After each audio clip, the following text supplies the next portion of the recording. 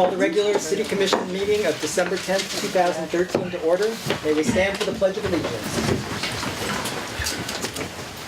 I pledge allegiance to the flag of the United States of America and to the republic for which it stands, one nation, under God, indivisible, with liberty and justice for all. May we take roll? Commissioner Foreman? Here. Commissioner Krzyjak? Here. Commissioner Perry? Here. Commissioner Scott? Here. Mayor Metzger? Here. The next item is consideration of the following minutes of the City Commission organizational meeting held Tuesday, November 12th, 2013. Is there a motion? Mayor, I move the minutes of the City Commission organizational meeting held Tuesday, November 12, 2013 be approved as recommended. Is there support? Support. May we take a vote? Commissioner Perry? Yes. Commissioner Foreman? Yes. Commissioner Krzyjak? Yes. Commissioner Scott? Yes. Mayor Metzger? Oh, I was waiting for that. nicely done. I don't think I'll answer that. Yes, motion carries. Next item is consideration of the receiving and filing of the audit of the city's financial statements for fiscal year ended June 30th, 2013. Scott? Yes, we have Mr. Aaron Stevens from Abraham Gaffney here tonight at the meeting to present the financial audit for the fiscal year ended June 30th, 2013. So I will hand it over to the mayor to hand it to Aaron. Aaron? All right, thank you. Welcome. Thank you. A couple of general comments before I get to the report itself.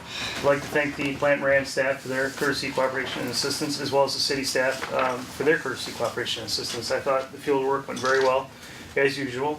We've been here for a few years now. I think 5. What I plan to do is highlight what I think are the key areas. If you have questions, feel free to stop me. We did discuss this in pretty good detail at the workshop that preceded the meeting. So what I'd like to do is focus on the general fund and as well as the independent auditor's report. The city did receive what we refer to as an unmodified opinion for each of their opinion units. That is the best opinion you can receive for a set of financial statements. The general fund, I did have some charts and graphs to help me with the presentation. General fund revenues and other financing sources were approximately $2.4 million for the fiscal year that ended June 30, 2013. Expenditures were approximately $2.5 million. The fund balance was reduced, or used fund balance of $81,366 for this fiscal year. The ending fund balance in total was $665,554 for the general fund. Of that total, portions have been earmarked, and what is left as unrestricted fund balance at June 30 was $622,441. That represents approximately 25% of your annual expenditures and other financing uses. As a general rule of thumb, we recommend a minimum of 20%.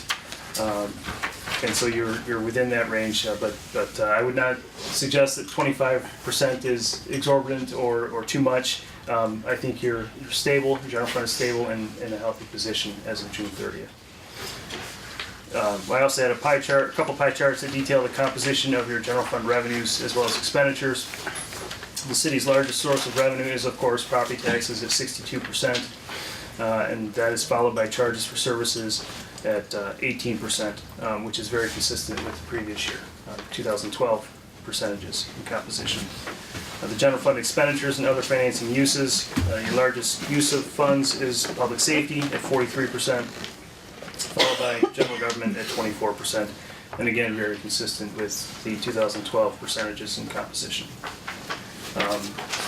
We had one comment in our report on internal control on budget variances, which is similar to what we've had here in the past. There were no major issues, no internal control issues as far as significant deficiencies or material weaknesses. And as I said, I thought the field work went very well and the process very smooth. So I'd be happy to answer your questions you might have. Any questions? Mayor, if I could, I just want to thank you for your work on this audit. I'd also like to thank Amy, Scott, and Sherry for their work in helping compile this audit that we have before us today. Just to review part of what we discussed in the workshop, as far as some of the subsidies that we had to find. One of them was for the pool operating. I was wondering if you could just share for our residents what funds were used and why that was necessary. Sure. The pool fund, the operating fund, actually had a shortfall in operations where $63,955 had to be transferred from other funds and into that pool fund, of which some funds came from the SCAF fund. Some of that transferring came from the SCAF fund, and some came from the general fund as well. So yeah, that was necessary to keep that fund, the pool facility fund, out of a deficit. Had the fund remained in a fund deficit, then there would have been additional filing requirements with the state of Michigan. So that was a necessity to do that, make those additional transfers. Just for clarification purposes, the SCAF money is the interest that the SCAF fund earns. None of the corpus is used for that purpose. So just for a point of clarification. Thanks. Thank you. Do we anticipate that this is going to be a recurring issue as far as not enough funds for the? Yes, as we had talked a little bit about it in the workshop and in some of the heavily override discussions that we had, that the pool fund is in, I hate to use these words sometimes, but is in desperate need of infusion of funds. As the pool gets older, there's major improvements, repairs that need to be made. When a pump goes down, it's not $300, it's $8,000. When Marsite needs to be replaced, it's not $400, it's $40,000. You said that's coming up. And that's coming up, so the company that we use for the pool is amazed how long we've been able to even actually keep that prolonged, and part of it is because of the cover, and we take care of the water during the winter time. But those type of expenditures are coming up for the pool fund, and right now we're only seeing a portion of those funds come through, and we're still at a shortfall. And I don't want to see any more hours cut or any more anything cut at the pool facility, because it's the gem of the community. We've cut back enough already, so we really need to look at something for that. So. Any other? Thank you. Okay, thank you very much. Thank you. Do I have a motion to accept the audit report? Your Honor, I move the audit of the city's financial statements for the fiscal year ended June 30th, 2013 be received, filed as recommended. Is there support? Second. Can we have a vote, please? Commissioner Scott? Yes. Commissioner Perry? Yes. Commissioner Foreman? Yes. Commissioner Krzyjak? Yes. Mayor Metzger? Yes, motion carries. Okay, the next item. Thank you. Thank you very much. Next item is consideration of the oath of office to Sergeant Kevin Nowak. I saw he was being brushed off in the back, so he should be very nice and clean. Trying to hide the back. We saw you. So we wanted to congratulate Sergeant Nowak on being promoted to the rank of sergeant for the Pleasant Ridge Police Department, and it's a pleasure to work with Kevin for many years now, and like I always say, the staff here are like family, so we we have a good time when we're outside of work, and he's a pleasure to work with while he's here. So I do want to send my congratulations to you, Kevin. And Definitely, congratulations.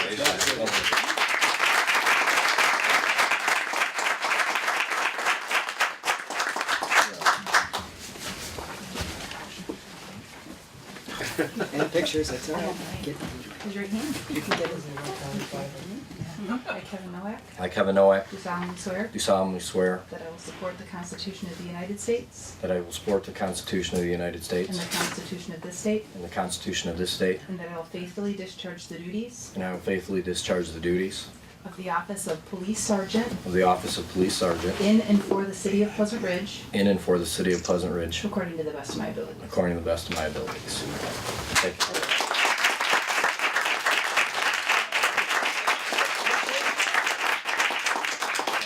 Want any more pictures? Take them now. This is your chance. Yeah, don't. We don't want to limit. Don't look at me like that. I've been doing this for 33 years, so it's not the first time. I don't So, want to get. but thank you very much. Amy also had that memorized. Can I say a word or two? Yes, please. I'm gonna stand over here so I don't have my back to anybody.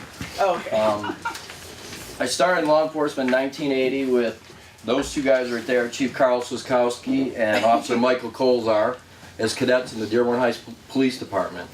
The three of us. We started together back then, and then full circle we've come. Now we're all here together. Worked in a variety of cities. City of Dearborn Heights for 4 years, and city of Garden City where I retired as a lieutenant. 33 years now, like I said, I've been doing this. I just want to say that it's an honor and a privilege to work here.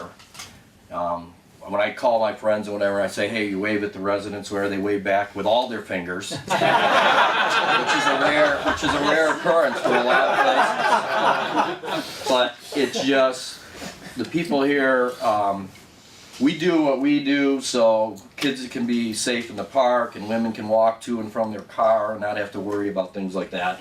And it's a calling that you got 4 of them that are sitting here that are very dedicated to the city, and you guys should be, not saying this to toot our horn, but very proud of the job that all these guys do here, and it's a pleasure to work with all of them. I tallied it up, and there's like 225 years of police experience in our city here right now. So, Wow. and like Scott said, it's like a family here. I've been here since '06, and it's just a great place to work, and it's a pleasure. So, thank you. Thank It's you. wonderful to have you.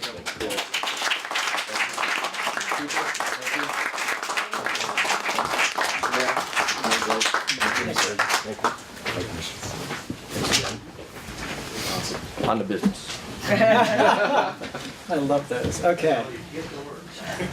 The next item is consideration of the November disbursement report. Amy?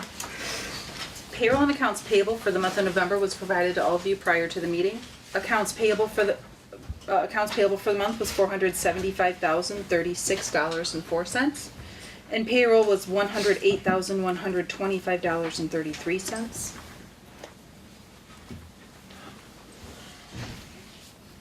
Okay. Are there any questions on the disbursement report? Okay, do I have a motion to accept?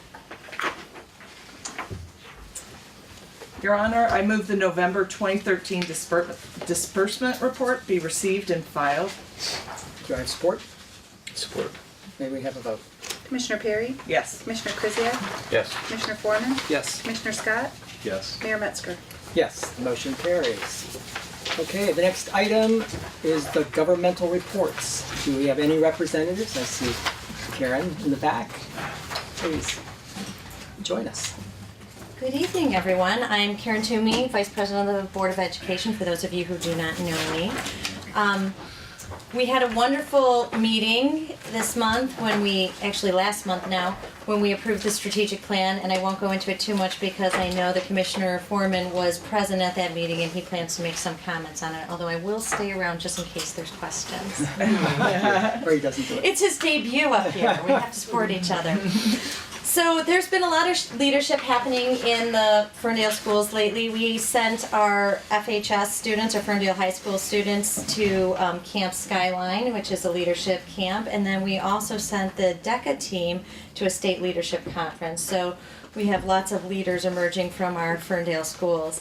FHS has also had 2 finalists in the Michigan Mathematics Prize competition, so we're really proud of that because Nice. yet another example of how people can really reach astronomical heights with their academics in the Ferndale schools. So just to brag about them, their names are Benjamin and Emily. I don't want to say last names, just, if you know who they are.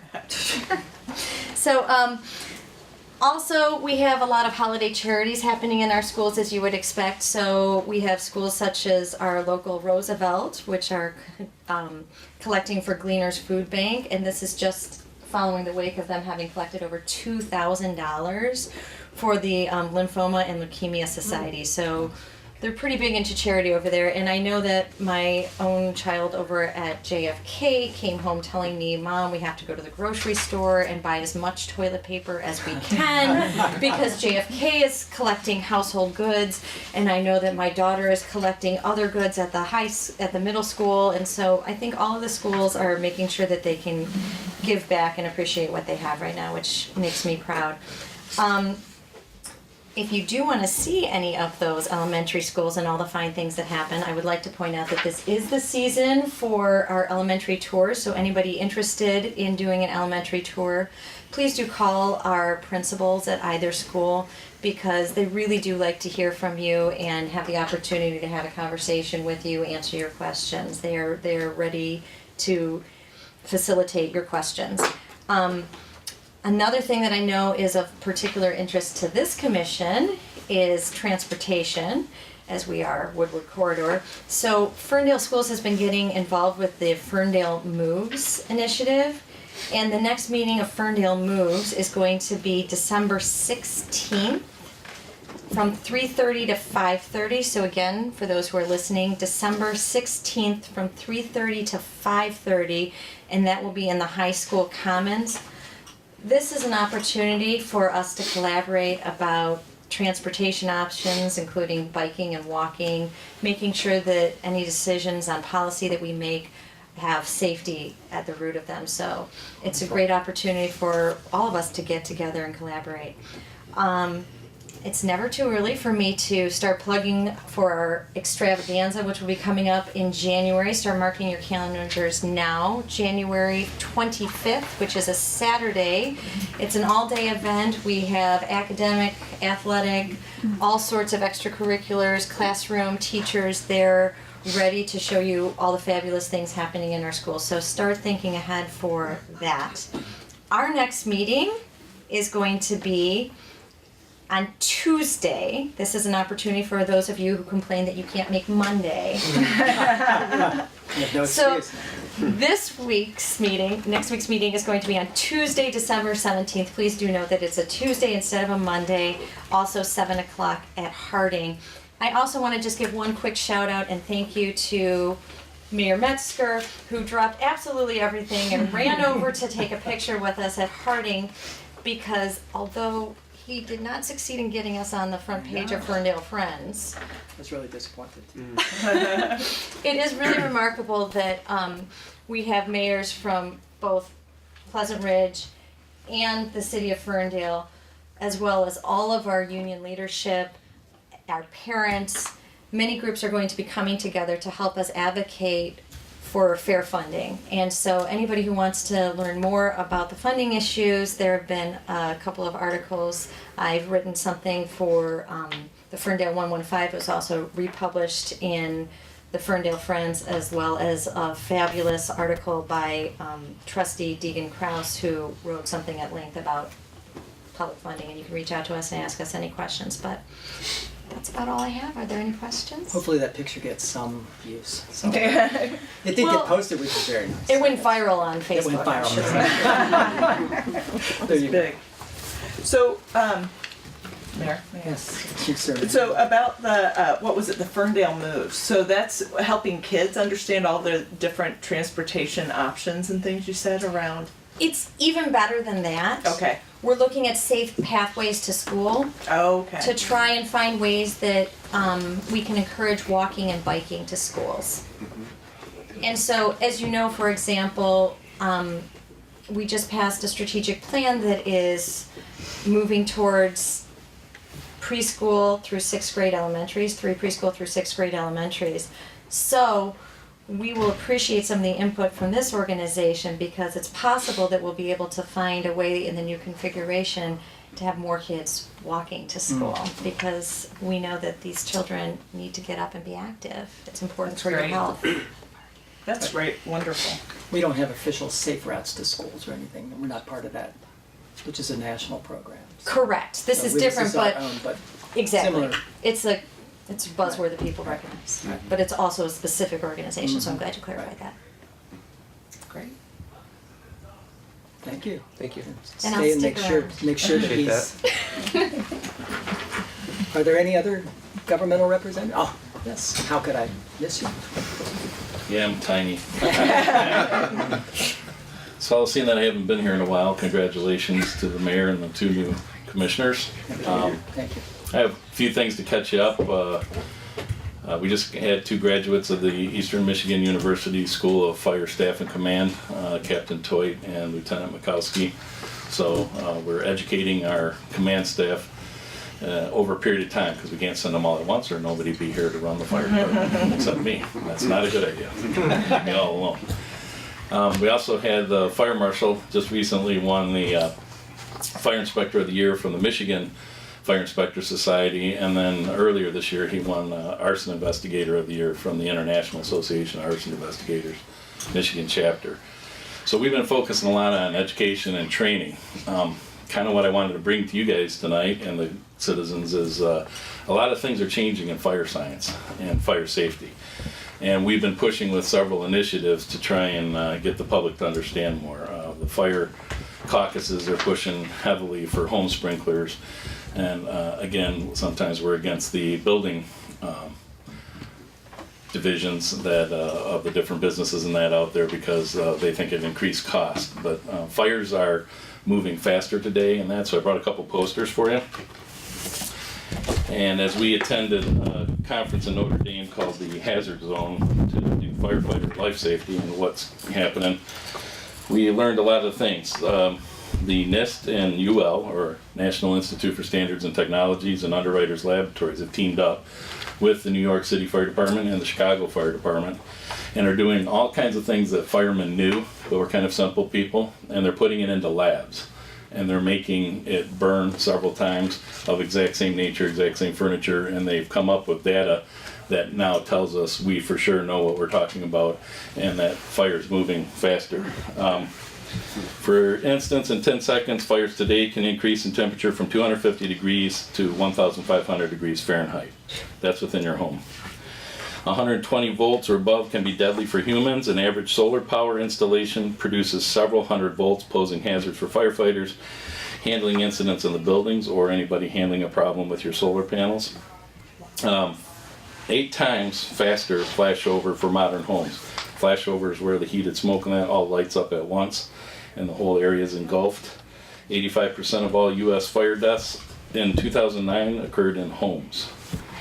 And 350% of lithium-ion battery revenue growth from 2010-20 driven by increased demand from the electric hybrid automobile market, which creates another hazard. They're great on the green end of the stick, but on the hazard end of the stick, they're not quite sure how we're going to handle all these things yet. They become a hazmat issue.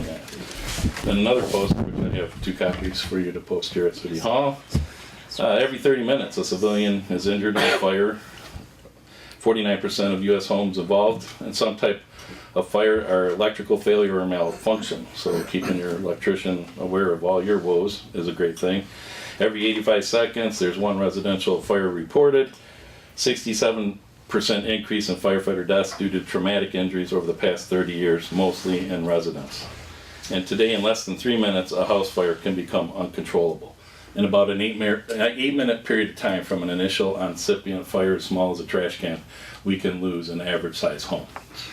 So it's just how fast fire is moving. It's much faster than in days gone by. So it's modern construction, it's basically plastics. Yeah. So our homes are full of plastic, and things that you wouldn't know are plastic. Yeah. And plastic to us is like solidified petroleum product. So once it starts melting and off-gassing, you've just fueled the fire 10, 20, 100, 1,000 times, and they move fast. So everybody be aware of that and be safe, and we'll leave these up here for people to look at. And you can go on the Underwriter Laboratory site as well as the NIST site, and they're both starting to put things in much simpler terms so people can really grasp the information and understand how it affects them in their home. So how'd you find to get the labs to understand what you've been telling them? The FEMA, who runs the money out of Homeland Security for fire research and that, has said we've down to about 80 to 100 firefighters dying a year that we haven't got rid of yet. So one of it was blamed on some of us that are a little bit overweight, but heart trouble and issues like that. But what they're not realizing is the stress factors that firefighters are put under. So, you know, you run somebody into 1,500 degrees. Can you imagine sticking your head in an oven at 500 degrees for any period of time? We're fighting these fires in 1,500 to 1,800 degrees. And the stress, the heat stress is on the body and that. So looking at fires and understanding and starting to change tactics to meet what is inside of these buildings. Now, we're also building new homes and that with lightweight truss construction. So instead of a 2x12 or 2x14, running across to support your floor. There's a 2x4 with a piece of plywood or OSB board and another 2x4 glued together and down there. Those fail really quick. But the carpeting, the stuff I'm standing on right now, will hold. And the firefighters don't feel, or do the people, that the floor is gone. Right. And then eventually when this stretches out and gives way, the fibers go and down go the people through. Wow. So we're learning a lot, but we have to keep on top of it, and so do the residents, and that, so you understand how important fire safety is. Again, this time of year, everybody's using possible external extra heaters. Be careful with kerosene in the home. Make sure it's away from everything, even electric heaters. Make sure they have a buzz trap or a button on the bottom, so if they're tipped over, knocked over by a pet or kid, they automatically shut down and don't rest on anything and start your house on fire. That's it. Any questions? Thank you. No, that's been scary. My job. Any other governmental reports? Okay. Next item are the City Commission liaison reports. Start with Recreation Commissioner, Commissioner Krzyjak. Thank you, Mayor. I'd like to share that fact that the Recreation Commission approved the final draft of the Rec Master Plan at the November meeting, and that will be coming to this board very soon. During that same meeting, a presentation was made that showed the conceptual plan for a renovation to Gainesborough Park. The plan renderings are on display at the community center right now and will be on the website tomorrow. The city will host a public informational meeting the first week of January. I think we agreed on January 9th. Is there a time that we can announce? I think we're gonna go from 6 to 8 in the first hour. Will kind of be like open house. You'll be able to come in, look at the renderings, have any questions. Really like not so formal. Mm-hmm. You know, some people are uncomfortable in some of the more formal settings. So just kind of like an open house type thing, and everyone will be there to be able to answer questions. And then at 7 o'clock we'll have a short formal presentation and go from there. Great. Thanks, Scott. Want to report on the Thanksgiving Artist Market that was held earlier this month by the Recreation Commission. Over 400 people in the 2 days visited the community center. Thanks especially to Scott, Bridget, the entire Recreation Commission, and especially Sue Turpak and her family, who went above and beyond to make this a spectacular event. So thank you, Sue. And a reminder that upcoming event, the Toddler Parent Christmas Party, will be Saturday, December 21st from 10 to 11:30 a.m. This is the first year that we've had that event on a weekend to try and make it more accessible for parents who maybe work during the week, and try and get more kids to participate. Is that a reservation event or? We typically ask that people call just to kind of help. We're going to have a little bit more robust food offerings. Mhm. So it'll be on a Saturday morning, try to do a little bit more of a breakfast type of thing. So numbers would be nice, but if you don't call, you're still welcome to come. We always have problems with people RSVPing for things that we tried to hammer on them, but we'll prepare for a good sized crowd on a Saturday morning. We're excited to be able to have that. What was the time? I'm sorry. It's 10 to 11:30. Okay. Thanks, Scott. That's all I have, Mayor. Okay, thank you. Planning Commission DDA, Commissioner Perry. Hi. Well, last night was my first official Planning Commission liaison time and DDA, and it was very interesting. The Planning Commission talked. They have several subcommittees working on different projects around the city. One is an ordinance for an accessory dwelling unit ordinance, which will, a lot of cities are starting to face it right now with the whole thing of people wanting to build maybe a mother-in-law apartment or something in the garage above the parking area and things like that. So they're really looking at it and they're diving deep. It sounds like they've put a lot of thought into it and started over a couple times.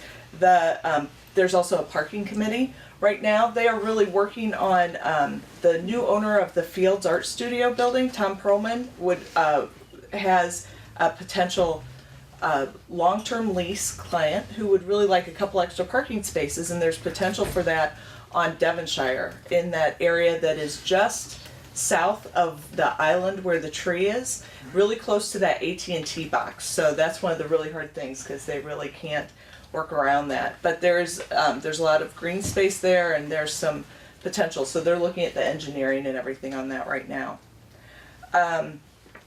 But the big thing they're working on is the master plan, and they're for the city. So the master plan is in the very early stages, and their plan, what they want to do is in late January or early February, have a public meeting so that people can start to see different ideas and plans for moving forward. It's everything from, you know, future land use, existing land use, any actionable plans that, you know, we do sort of have on the table, as well as zoning recommendations. And, you know, and it really helps the city set goals. You know, we all did that survey, hopefully a couple months ago, that, you know, gave them a lot of information that they're incorporating into the goals for the survey, for the city, that are being worked into the plan. Now, then the DDA meeting was right after that, and the DDA discussed their Concert in the Park series and different ways that it could start to benefit and work with the businesses more in the downtown area. And so it'll be interesting because they really threw a lot of very good ideas around, and it was a really fascinating discussion, I think.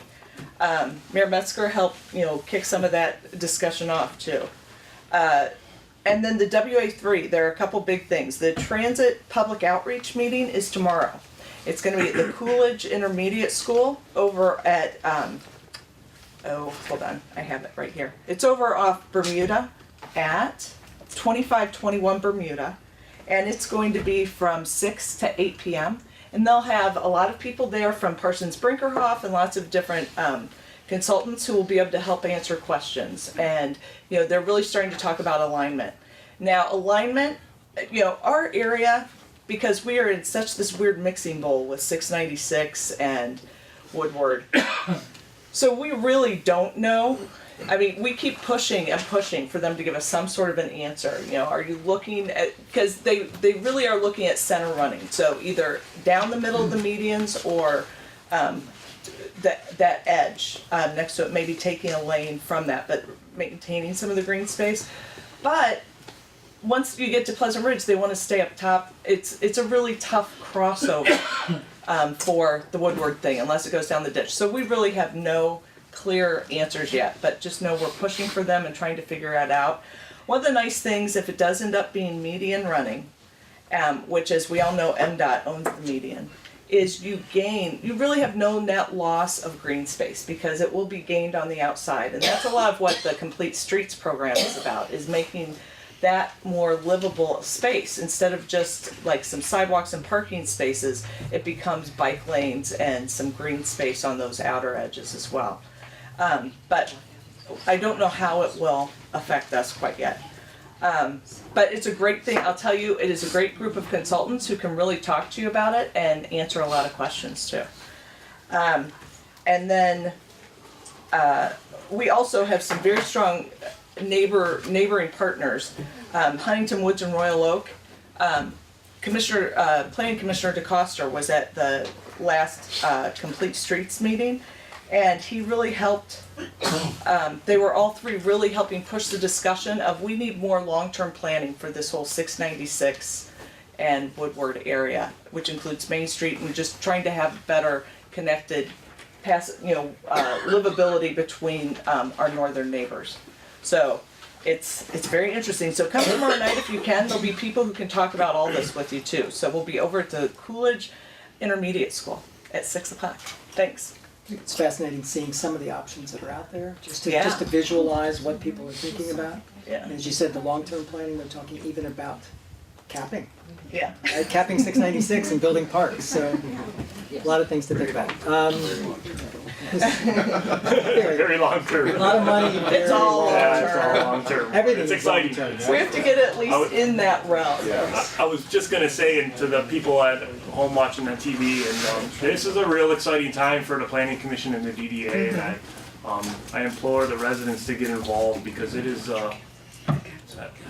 I mean, it's just exciting to go to the meetings and see the stuff that is out there, especially with transportation. And I was really encouraged with the conversation that happened at the DDA meeting about trying to reach out to the businesses and get them involved. So I'm real excited about that, and hopefully we can get the businesses and the residents to kind of come together and go forward. So Yeah. It was a great discussion last night. Historical Commission, Commissioner Stein. Yes, thank you. I attended my first historical commission meeting, and there were a few things that were discussed during the meeting. The first was the reappointment of 3 people to the historical commission, and we'll talk about that in item 15. Aaron Snyderman, Sandra Johnstone, and Chris Johnson are all up for reappointment on the historical commission. We also talked about planning for the home tour. It did not happen last year. And we're going to see how we can increase interest in the home tour, so we're hoping to get that jump started. And then the last item was a speaker series, or at least the first of a speaker series for this year. Planned sometime in January or February. We're looking for the speaker now. There were some discussions going on to see which speaker we would pick. Some very interesting topics came up in the last meeting. Around Pewabic tiles, also around the history of 696, which I think would be interesting to have someone come in and discuss, you know, the before and after of 696, and also from the Detroit Historical Society. That might be an interesting avenue to have someone come in and talk about. And that's all I have today. Thank you. Ferndale Board of Education. Karen's watching, so. I have a few things. I attended my first school board meeting on November 18th. Have a couple interesting thoughts and highlights to share. The first one was a report given from our Representative Ellen Kogan-Lipton. She was in attendance and discussed the problem of school districts that are struggling financially and academically, and a task force that was assembled to come up with a plan to address these problems, as well as the final plan that was produced. And she had the plan handy, and it's online. The plan can be found at housedemtaskforces.com. At the top of that page, you'll find a heading, School Reform. If you click that, from that area you can access the School Reform Task Force Final Report. It's a 12-page document. It's written in a very digestible format, so it's easy to read. And it's very good to give some good direction moving forward. As to the Ferndale Schools Strategic Plan, it's a number 2 highlight, but to me it was number 1. Very important, and I'm pretty excited about the outcomes of that. So the board discussed adopted the final draft of the strategic plan. This plan is the product of several months of community outreach throughout the school district, and I'll read a portion of it. There are 9 important points that to me represent some exciting ideas and future changes and enhancements. So it comes from a document which will be posted on the Ferndale Schools website in the very near future. The one I have is a draft form that I got at the meeting. So the first point, again, there are 9, and they're pretty quick, but I think they're important, so I wanted to read them. Number 1 is development of a strategic scorecard that will show specific measurable objectives and allow the board, district staff, and the public to assess the implementation and success of the strategic plan on a regular basis. Number 2, in fiscal year 13-14, development of a comprehensive strategic marketing plan to achieve retention, enrollment, and the new program development goals. Number 3, also fiscal year 13-14. Development and initial implementation of a strategic legislative program that is designated to advocate for returning the school aid fund to an adequate level to allow public schools to deliver high-quality education to all students. Number 4, also fiscal year 13-14. Development of a comprehensive plan to increase overall student achievement and to significantly reduce all measurable achievement gaps. Number 5, also fiscal year 13-14. Development of a comprehensive behavior plan that will foster positive student behavior and the elimination of discipline problems as a real or perceived parent and student issue. Number 6, fiscal year 13-14 through 17-18, development and implementation of a long-term community and school initiative that honestly addresses issues of race and racial bias, whether that bias is intentional, perceived, or an unintentional pattern. Number 7, fiscal year 14-15. And these 3 go together. Development of an elementary reconfiguration plan for our elementary schools to provide 3 high-quality options for parents for implementation in fiscal year 16-17. Number 8, also fiscal year 14-15, development of a secondary school reconfiguration plan to remove barriers to learning by focusing on an inclusive, supportive school structure, ensuring students know everyone in the school community has high expectations for them, and improving cooperation among teachers. This should be ready for full implementation by fiscal year 16-17. And finally, number 9, fiscal year 14-15, development of a special education quality improvement initiative that will build upon the establishment of Ferndale Friends of Different Learners in fiscal year 13-14 and will focus on service delivery and evaluation improvements that extend beyond those already underway. So we have a number of, I was going to have a number of copies of this plan available, but there needed to be some draft changes. So again, those will be available on the website for Ferndale Schools very soon. The last thing I would like to give an update on would be a few events from the calendar we have between this meeting and the next meeting in January. Thursday, December 12th, JFK Coolidge Ferndale Middle School 5th through 8th grade concert of the band at Ferndale School's high school auditorium. Friday the 13th, yes, Friday the 13th, 6:30 p.m. holiday craft night at Roosevelt. Saturday the 14th at 7:30 p.m. Ferndale High School choir concert. Monday, December 16th at 7:30 p.m. would be the Ferndale High School's orchestra concert at the FHS auditorium. Tuesday the 17th at 7 p.m. school board meeting, as was already mentioned, and that's at the Harding Administration Building in Ferndale. Friday the 20th, now this is exciting, kids at home, last full day of school before winter break. The break starts on Monday, December 23rd, and then classes resume on Thursday, January 2nd. And that's everywhere except Grant, which is Monday, January 6th. Two more items. Wednesday, January 8th at 7 p.m. is the FHS/CASA dance concert at FHS Auditorium. And finally, Thursday the 9th from 6 to 8 p.m., Roosevelt's student-led open house and game night at Roosevelt. And that covers it. Karen, I just wanted to say how impressed I was with the board and all the volunteers and everything. It's a tremendous plan. Just listening to you reword it that night, just go through all the wordsmithing and everything, Yeah. but just the content of it. Of course, I love scorecards, but the other parts are terrific. Thanks, and good tag teaming there. Just a little follow-up, because I do firmly believe that your school is also sort of your entertainment center, and I appreciate you sharing so many events with us.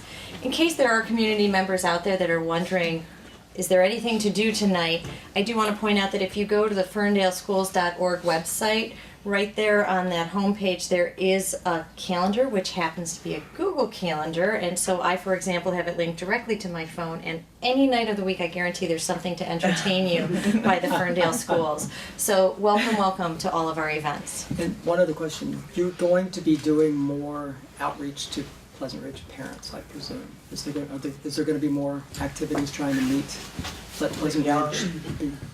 Absolutely. So it does start with things such as the school tours, coming to Extravaganza, but the other thing, to your point, is that if you hear of anybody who would like to meet with any of us, please know that we're highly accessible. Feel free to reach out to me. I'm Ktoomey, KTWOMEY, at bloomfield.org. Drop me an email anytime. I'm on Facebook. I'm always in the PR chat site. You can email the entire school board at schoolboard@ferndaleschools.org.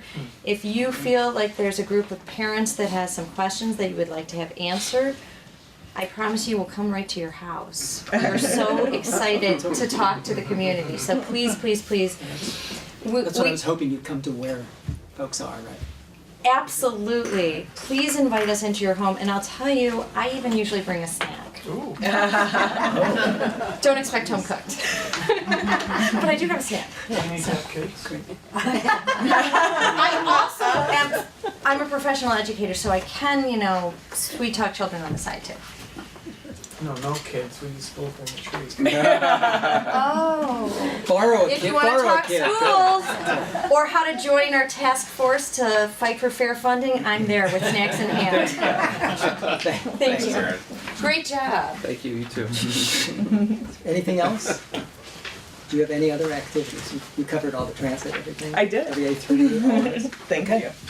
Great. Well, then the next item is public discussion, items not on the agenda. We're going to start, I believe we have a letter. Yeah, there was a letter distributed to, an address to each city commissioner and, to myself that, the author asked if we could read it into the record because they were not able to be here at the meeting tonight, so, I believe the city clerk is going to read that letter. We had asked that it be read. Yep, it asked to be read and the city commission was, wanted that done, so. Our names are Mark and Mary Beth Stacy. We have been residents of Pleasant Ridge for 18 and 15 years respectively. We are raising 3 children here and have always appreciated the hard work, efforts, and judgment of the people who take the time to help run the city. We would like to congratulate you on your new position and wish you the very best in leading the city. Neither of us has ever been prompted to ask why of the City Commission in the past, as we trusted the decisions made by them and frankly didn't have time to second guess the way things were run. For as long as we can remember, things were managed with efficiency, experience, knowledge, and most notably without drama. Those efforts have made Pleasant Ridge the jewel that drew us here to live. We really have had limited contact with the past commission and virtually no relationship beyond the usual pleasantries at social events with its members. Even in a community as small as ours, it is not possible to know everyone. With that being said, one person who has been a face for the community for us has been Scott Peterzak. Mr. Peterzak has handled almost all of our dealings with the pool and city for years with professionalism, courtesy, knowledge, and integrity. He has grown into an exemplary city employee who has worn many hats in the city, and we have seen him manage countless stressful situations with residents with care and diplomacy. Sadly, it is made clear that our current commission has decided not to use the wealth of experience and knowledge that Mr. Peterzak has in running our city and segue him into the position of interim city manager. We understand that this is not a permanent position, but interim, i.e. temporary. Mr. Peterzak has been a trusted employee of the city and has trained with and assisted the former city manager for several years. It seems that since he was trusted in the past to perform this job, he would be the perfect no-brainer candidate. The cost of replacing him as interim manager will cost the taxpayers thousands of dollars, and the wisdom behind that wasteful expenditure is beyond our understanding. We are very confused and concerned as tax-paying residents why the commission would waste time, energy, and resources looking for someone to temporarily help guide them through the process of keeping our city stable when one person with experience is standing right in front of them. We also find it quite concerning that the majority of our new commission has had no experience running a city, and the most experienced members have held their positions for just over 2 years. As the current commission has made transparency a defining virtue, and we value honesty and transparency as well, we are looking forward to a clear, succinct, and logical explanation that led to this decision. Please offer to us a reason that we can, if not support, at least understand. We are hoping that this commission's action is not indicative of a larger agenda of house cleaning the entire city of experienced employees. However, we sense that there is an alignment within the current commission to define their tenure without a nod to the past endeavors that has made the city such a remarkable place to live, and this is causing us great concern. As a disclaimer, we are not related to Mr. Peterzak, nor are we friends beyond the parameters of our neighborhood relationship. We are simply residents that have dealt with him for many years and feel that he and the city are getting the short shrift. Sure. Please contact us and help us understand why. Thank you for your time. Sincerely, Mark and Mary Beth Stacy, 76 Oakdale.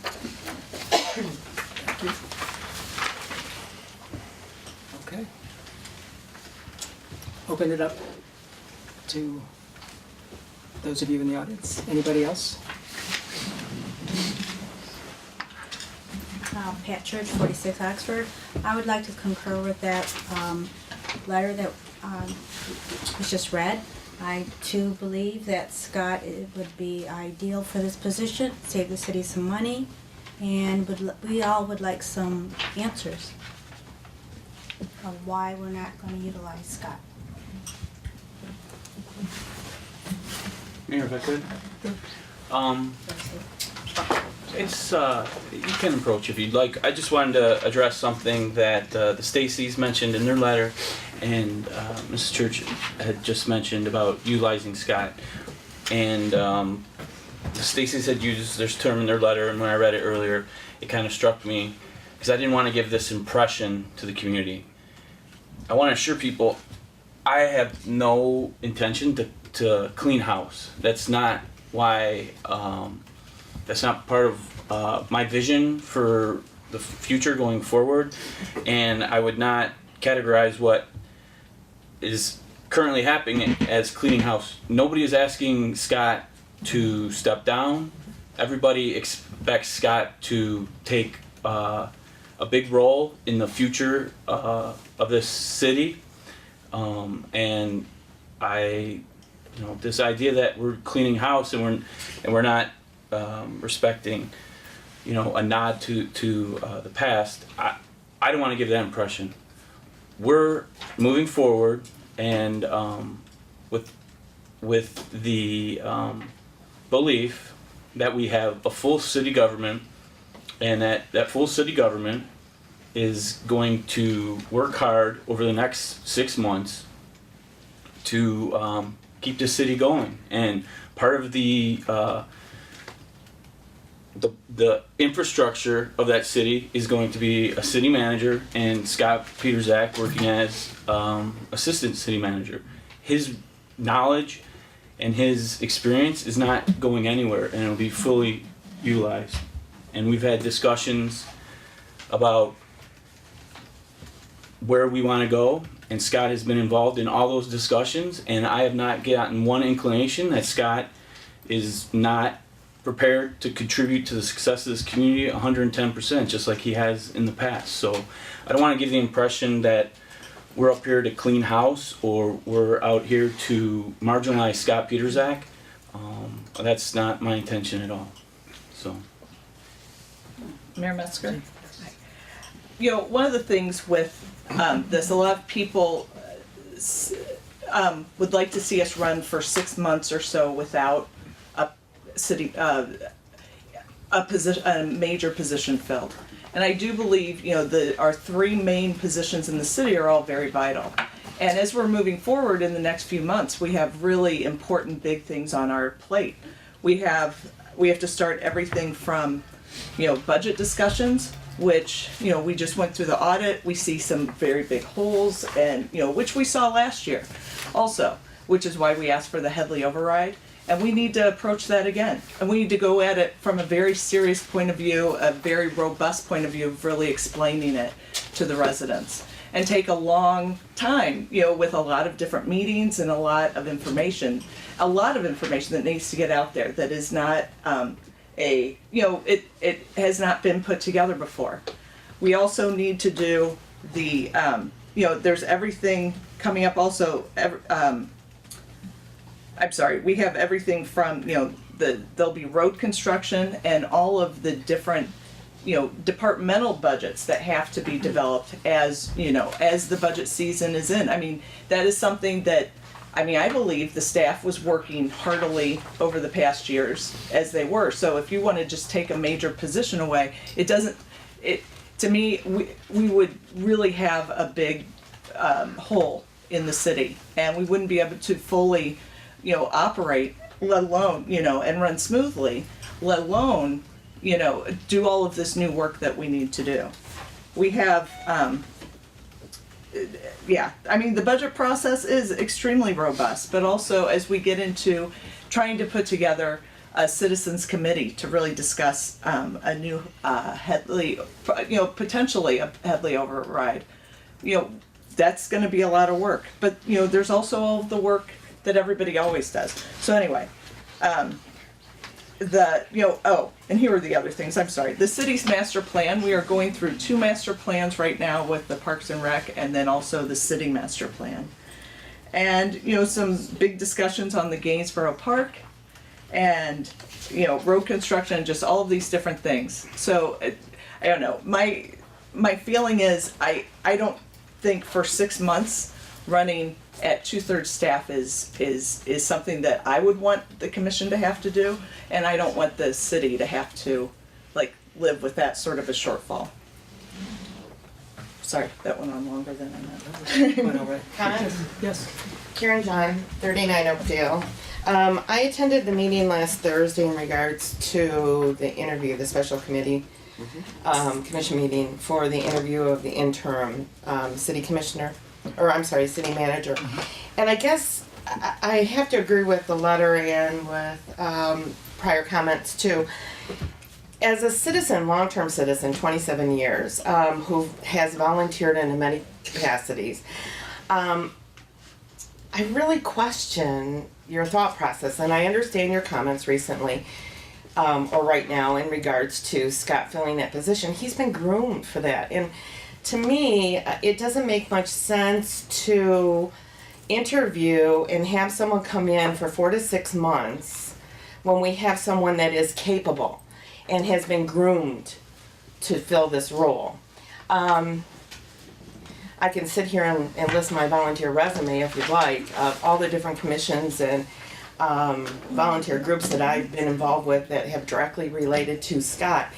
But before I do that, and if you want me to do that, I'd like to know what committees you have all served on individually, either appointed or volunteered, that you've worked directly with Scott. Brett, could you tell me? I have attended a lot of meetings, but not sat on any commissions. Okay. Or volunteer committees within the community? That's correct. Okay. Ann, Yes? have you served on any or been appointed by the city to work with Scott directly? Well, I've worked with Scott for the past 2 years. As a city yes, commissioner. prior than that? And I when we did the Devonshire Street project, I worked with him on that. I mean, as a resident of the Yes, street. right. Okay. And yeah. Kurt? I would probably say I don't think it's Yeah. very relevant necessarily, but I've worked with Scott. Okay. Let me just add, Okay. I've also worked with other cities, Mhm. other city mayors, other city managers. I've seen how other cities operate. Absolutely. And I've learned how other cities operate with interim city managers and look for help from the outside Okay. when they're looking to make decisions. Okay. So I think that's very relevant as well as working with Scott. And I do feel, just to add a piece, Sure. that the city can actually learn from outside experience instead of just listening to ourselves all the time. I agree. Just somebody groomed through, and this is not Absolutely. personal about Scott, but I'm Right. saying, Come here, just if I may. because you've been groomed through a city doesn't mean that you have access to a lot of outside information. And so And I'm then the saying that interim- sometimes we learn more from the outside than we learn from Okay. ourselves. And the interim city manager, from what I'm gathering, will be able to give us that insight, that Well, outside point of view. You were and able to insight. listen to some of the interviews, so I'm not sure whether you heard anything like that. Yeah. I believe yes. Okay. Thank you. For the past 2 years, I have served on this commission. Scott Yes. has been very helpful in assisting me in that role. I've also worked with him directly with the Recreation Commission and had a lot of fun and learned a lot working with Scott. I'll tell you, that experience has been very enjoyable. I was on the rec commission as well for 2 years working with Scott. Great. And I have, in many capacities, as a commissioner, rec commissioner for 2.5 terms, the president of the pool board who initiated the talks with the city to have the pool built, the 1.5 year committee that worked to investigate the feasibility of the pool, and then co-chair for the responsibility of getting the vote out for the new pool. And besides having 2 children who have been part of the swim team and the rec center, so I have had lots of different hats, and I have worked with him in a lot of different capacities. I guess as a resident, I'm concerned. I understand, Mira, what you're saying. I've been in business and hired many people, and there is some value to that. But on the other side, I guess I'm concerned, as all being new here, and even 2 years is new, that we don't have that consistency, even in the interim. And I would personally like you to really seriously consider that, especially if, at the bottom line, fiscally, why we're not doing that. Okay. Thank you. Mayor, Any just other comments? Just a quick word. Sure. Our learning from Scott isn't past tense. We are learning from Scott and Amy every time we have a meeting with them, and we certainly are planning for that to continue. Well, And it's definitely valued and appreciated. Thank you. And I of course, because Scott is in charge of the rec commission and he is assistant city manager. I just thought that it was a natural progression, and as a resident, I'm just really concerned that that's not been considered. And he didn't interview for it, that he can't fill that role. If I could just speak to that point as well, because I think that's a common, or I won't say common. Scott, in the next coming weeks, if we're going to bring an interim city manager in here, Scott will maintain his current position as rec director, assistant city manager, and part of the task of the interim city manager will be working with the Michigan Municipal League, working with this governing body to find a permanent replacement for Sherry. Scott will be more than welcome, and I anticipate he will have a lot of interest in applying for that job. So I'm just saying, because he's not being assigned the interim city manager position, does not exclude him for consideration for the permanent job. So I think that needs to be made clear as That's well. good to hear. I just thought that it was a natural progression that he would be considered as one of the candidates. Well, I for guess that my thinking, and I'll position. share my thinking on that, is if you promote your assistant city manager to the interim city manager, does that dilute the candidates that you'll then receive for the full-time position? And I wanted to have an open invitation to as many candidates for the full-time position as we could, including Scott. So there's nothing in the horizon that would prevent Scott from I imagine he will, I'm not going to speak for Scott, but to be part of those considerations for a full-time city manager. And just one other thing, I mean, the concept usually, and when cities are going through an interim city manager, it's usually the list of retired, most of these are retirees. Yes. Who are not I looking heard. for, and one of the candidates actually had indicated that he would be looking for full-time. Yes. But the idea was to get a retiree to come in, to spend that time while we are in the process of actually looking, and that person wouldn't be part of that process. So it Yes. kind of gives Scott also some time during that period as well. I did hear a couple of them say that they were just interested in the interim. I did not hear Right. the rest of them saying that. Right. So. I think there was one in particular that said they'd be interested further. Right. The other four Yes. didn't say. And I guess what threw me too is one said that I wouldn't need benefits, and I thought, holy cripe, now we have benefits to pay too. Well, he only made that point, so. Mr. Thank Mayor, you. if I could add one more point, I'd just like Sure. to make. A lot of my thoughts on this have been already represented by others, but one of the key ones for me was just avoiding any real or perceived conflict of interest. If you have someone in a position and they're helping to search for someone in the permanent position, there could be a perceived conflict of interest in that sort of scenario. So whether or not it's legitimate, but I would like to avoid that perception, and I think that was important. Okay, thank you. Is that helpful? Yes and no. I mean, it is. I mean, I've been on university screening committees, and I've hired my boss, so and there wasn't any conflict of interest there, but yes. Thank you. Good job, Karen. Good job. I have a couple questions. Sure. Just address a couple things. We get name and address. Frank Rubino, 25 Oxford Boulevard. Commissioner Krasiak, just to answer a comment that you made, which is a very valid comment, by the way. When you have an interim manager, it doesn't dilute the pool. When I became city manager in Fraser, they had me as an interim. 54 people applied for the job. Okay. So it wasn't any dilution. Okay. And I had to go up against a lot of good people, and I was able to prevail. I was able to prevail because I was given the chance of doing the interim job to show the city I was able to do that job. You're not giving this young man that availability. So I don't think that's fair. And one of the comments you made, Commissioner Foreman, is that it's a perceived conflict of interest. There is no conflict of interest. The MML is doing the interview process, but the city manager, not the interim city manager. And some of the interim city managers that we interviewed, when they come here, they're going to have to be brought up to date. I believe you said you're bringing them sometime in January.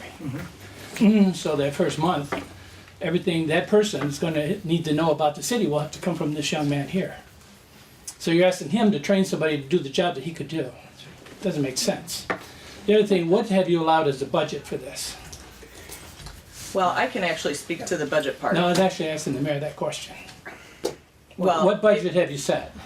Well, first of all, we understand, you had made a comment that the line item was totaled out.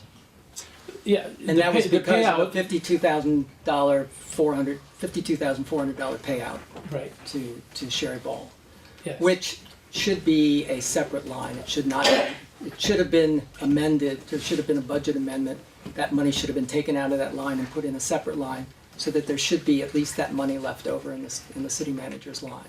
So there should be, the remainder of the city manager's salary should be in that line for the months that Sherry is not on the budget. You're absolutely correct, that is a line item that's taken out, but there's still $52,000 that was spent. Now, you just gave a report earlier from the audit where you're having shortfalls in the recreation. You're gonna have to take X amount of dollars from January to June, because even if we haven't had the override, that goes into effect 2014, you're gonna have 6 months of makeup money you're gonna have to have.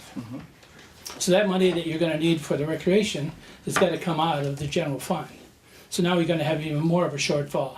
So my question to you is how much money have you allocated for this interim city manager for the 5 or 6 months? Well, we're going to be looking, we haven't allocated a specific amount. We will be negotiating with I understand that, but you have to have some budget set for it. We're going to be certainly looking with the budget line that was there at the beginning of the year. I understand that, but what kind of a budget are you looking at? I mean, a range of budgets. The amount of money, you have no allocation or no thought process of how much money you're gonna spend? On the interim city manager? Yes, yes. We have a line item on the budget that's a city manager line item. I understand We have that money Okay. to spend, and we will negotiate within that line item.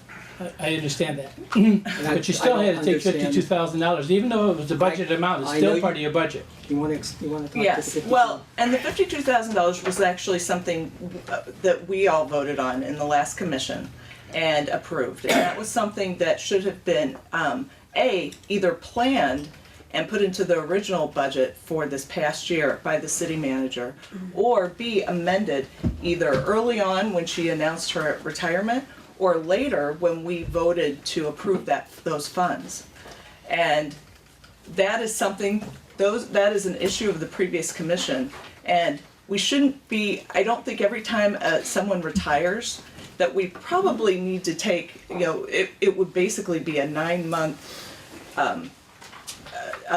penalty box that we would have to go in from a fiscal perspective to make up those funds. So that is something that actually was taken on by the previous commission. And I mean, it's like you shouldn't have to short sheet your staff to cover cover a retirement. No, I totally understand what you're saying. And I understand it's a budgetary type of system you set up. Right. You budget X amount of dollars, you know somebody's gonna retire. Not every employee is gonna get that kind of payout. The city manager had a specific contract for that amount. So she had that money coming. Right. What I'm saying is whether or not it's a budget allocation or not, it's still $52,000 that was taken out of a line item from a total budget. So it's still $52,000 you had to pay that she would have earned if she stayed till June. However, it's something that the previous commission, It's irrelevant whether it's a previous commission or not, it's a Not really. budget line item. sure. It's, and it is it's something coming that- out of the general fund. Absolutely. Whether you pay it now or pay it over 6 months, you still have an expenditure of $52,000. Correct. So now you're gonna take another 30 or 40,000 out of the budget to pay this person because you say you have the rest of her pay, so you're gonna end up with $80,000 or $90,000? I think we understand your, My question is, how do you say that those 52,000 were the dollars left in her budget when you paid her 960 hours of sick time? You paid It's an sick accrued time liability. Right, which is not, that's 6 months worth of sick time. So so it wasn't what she would have spent had she stayed here until June, and if she had stayed here until June, we would have had a city manager, we wouldn't have to deal with this. So all we're saying is it should have been handled in the budget. This money, we will. Whenever you not- have sick time or vacation time, it becomes accrued liability that it has to be funded for. But we can't use that every time to then say we can't hire we can't fill the position. I'm we not have to saying leave the that, I'm just position. saying, because of the fiscal problems we're having right now, why would you want to spend X amount of dollars when you're gonna bring somebody in that this young man's gonna have to train? It just doesn't make If I may, sense. Mr. Mayor, I think the at the heart of the discussion is whether it's one person or two persons. And if we had gone about hiring immediately the next city manager, the salary associated with that city manager would start immediately. And we would begin the process looking for a recreation director. Either way, we believe there is enough work to do to maintain the two positions that we already have on our staff. And that could have started immediately, it could start in June, whatever that case is, that amount of dollars associated with salary would be there. And we believe we need the two people to get the work done that we have to do over the next several months. Now, we can argue whether we could shave a few weeks or months off of that to make up for the shortfall associated with Sherry's retirement, but ultimately, that shortfall would occur at some point in time in our budget history anyway. Sherry would retire, and that amount of money, give or take, would exist either now or a year from now or 2 years from now or whenever, and would have to be dealt with. But ultimately, I think our goal is to make sure that we have enough people on staff to get the work done between now and the end of this budget year, which is a significant amount of work. As Commissioner Perry highlighted, we're looking at a large park project. We have a potential for, I think we coined the phrase reboot of the Headley. We've got a couple of versions of budgets that we have to do to account for the fact that the Headley did not pass, that we might want to do a new one, that we might have to budget for a park project. All of these things are major things in the history of our city, and we want to make sure that we're adequately staffed for it. So we want to budget for two people, not one. So that's the dollars associated that that we're talking about. I totally agree with you, you need a city manager. No doubt in my mind about it whatsoever, and you're going through that process with the MML. All I'm asking is that during that period of time, as an interim, use the man that you can see if he can do the job or not. That's all I'm saying. That's a different matter than the budget issue, would you agree? Well, it's all part of it. Yeah, but It's all part of the budget issue. Because if you're gonna, something that was said earlier, that we're gonna give him an opportunity to apply, you don't even know for sure if he'd be able to handle that job unless you give him the opportunity to try that. Thank you. Okay, thank you. Thanks. Sharon Barrett, 14 Amherst. Are we saying that the funds were not set aside in the budget for the $52,000 payout to Sherry Ball? So this was an expense that the previous commission knew was coming and it was kept off the books? Or? Not true, it was budgeted. When somebody says that, I may retire, we didn't have an official notification of that. So when we go through the budget, Sherry would say, oh, I'm gonna, maybe leave now or then or this, and there was no official notification of that. When we go through the budget process, the city could have set aside $52,000, which was gonna have to come out of the bank anyway, because if not, there would have been major programs that would have had to have been cut. To set aside $52,000 in anticipation of a payout that may or may not happen at that time. So either way, the money's gonna have to be pulled from, we call it fund balance, or the bank to pay that amount. So whether or not it's put into the line item when we budget and we cut so-and-so programs or this or that, and then a retirement doesn't happen and we cut programs, and then now we still have this $50,000 sitting there, is a decision that's made at that time, which as we go through the budget, it would be tough for me to cut $50,000 of the programs for a retirement that may not happen when the money's gonna be coming from the bank anyway. As we go forward with the process of the interim city manager, Sherry's payout, and the budget, all these items will be separated in the budget, and we have budget amendments coming up in January. So everything will be accounted for. The payout to Sherry will be in a separate line that isn't her salary, and we'll set a separate line for the interim city manager and any of the benefits or compensation that they will receive. So we have a clear accounting of what all that is. So it's kind of like a catch-22 either way, we were gonna be pulling that money from the bank. So I wouldn't recommend cutting the program in anticipation of someone retiring. Well, no, I guess I'm not, yeah, I certainly wouldn't recommend that either, but, so was this like vacation time that, that she had owed to her? Yeah, everybody's, the contract that the city manager had stated amounts of sick accrual time and unused leave time. Okay. That is the payout, that all employees have one Right. iteration of or another, and as we start to age out employees, those numbers get less and less as, government started to be, I hate to say the word more responsible, but they started to lower those numbers for employees, so that's. Well, wouldn't it make sense to make an accrual then every year of what perhaps would be vacation time not used or sick time not used that you would be responsible for paying back?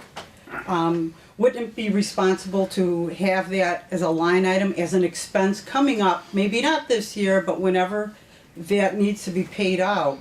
I think that would be an honest accounting of what would be, because right now, Unfunded liability. yeah, right now, and that's kind of why I think it might be a good idea to have someone from outside the city come in and look at our situation and look at our books, because maybe we're not, maybe vacation times that isn't used by city employees, because I'm sure city employees, if you may have some vacation time that you haven't used since you've been here, and that's not sitting on the books anywhere, but that is a liability to us. So it might be a good idea to have an interim come in and say, look, there are some things that you may not be aware of. There may be some bombs hidden that we don't know about. Or we could say, hey, you guys didn't take this vacation this year. Let's pay off your unused vacation time this year, so we're not carrying it every year, so it won't add up to something in 20 years when any of you retire. I guess that's my thinking on it. This came, I thought it was a surprise that there was this big payout. That and it wasn't accounted for anywhere. So. Just real quick, some point of clarifications on there. All sick and first of all, employees, full-time employees that earn vacation time and have that, it's basically a use it or lose it. If you don't use it in the calendar, our fiscal year, we run July to June, then we lose it. I mean, I've probably lost hundreds of hours of you just don't take the time, and it's gone. You are salary paid. position. Right, exactly. I'm not complaining about that. I value the vacation time that I'm able to take. I have no problem with that. But it is accounted for. It's just not budgeted for. There's two different systems of accounting for governments of full accrual, and we have those numbers in the audit that we just approved tonight. And then we have non-accrual, which is actual cash money that we spend every year. So those compensated absences or vacation times are accounted for in the full accrual basis of government accounting, and we have that number. It's whether or not the city wants to set aside $110,000 this year and $97,000 next year for all the employees' sick time that they have accumulated, and basically not fund something else to set that money aside. Which either way, my thought process is that it's a big payout like that. We had one for a retiree last year. We had one this year, and there's another one possibly in the near future. It's a sum like that is gonna have to come from the bank. Either way, with the way the situation we're in right now, with the way the budget is, so. Well, we can look at it that way. We can account for it and set it aside and call it restricted fund balance, and then that our regular fund balance number just lowers. But or you can look at a system for going forward and setting some money aside, which we had talked about tonight and as we go forward. So it's just that's the process.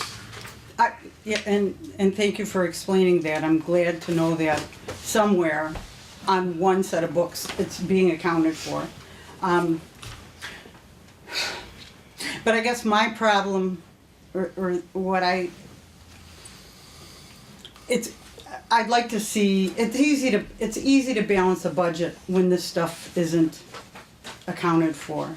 And I'd like to see a balanced budget with all these future expenses or all these accrued expenses budgeted for. That's my thinking. Thank you. Thank you.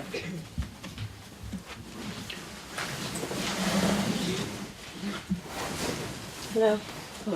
Pam Bushy, 20 Oakdale. Commissioner Krzyjak, you had mentioned just a minute ago that the commission was not going to make any changes, but at the October City Commission meeting, Scott Pietrzak was appointed interim city manager, and now you want to make changes. So that you are making changes. And has any thought been said about, or any thought about, you want to keep two positions? What about leaving Scott into the more critical position of city manager and bringing someone in at a lesser amount to do the recreation commission? Because I just think that's a lot of money to spend on someone for just 4 to 6 months. So. Well, I appreciate it, and as I was saying the words that you highlighted, I want to be clear. Scott, right now you are acting city manager, is that correct? That's correct. Scott is not currently interim city manager. So are we demoting Scott Pietrzak right now? I don't see it that way. I see we're bringing in a outside city manager to complement the staffing that we've had since I came on the commission 2 years ago. And this helped me, this really helped me, because I don't want people to get the impression that I'm like, this is the way it's gonna be, I'm set. I've literally been tossing this around in my head for pretty much the last 30 days, every day so it's not something that I've just casually decided and I'm out to clean. That's why I really was affected by the word clean house. That's not my intention at all. This has been a consideration ongoing, and it's something that I've put a lot of thought into.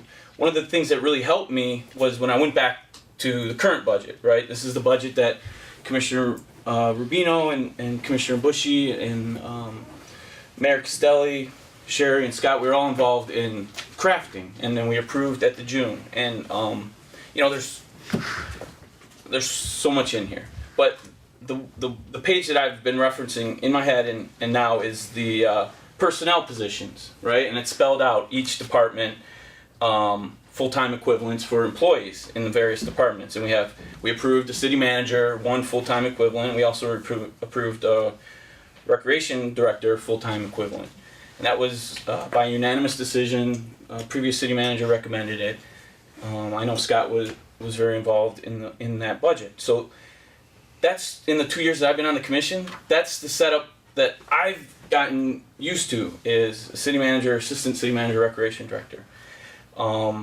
As everyone knows, this is a commission in transition, and to now, 2 years into my service to this commission, say, well, we're just going to slash our staffing in half.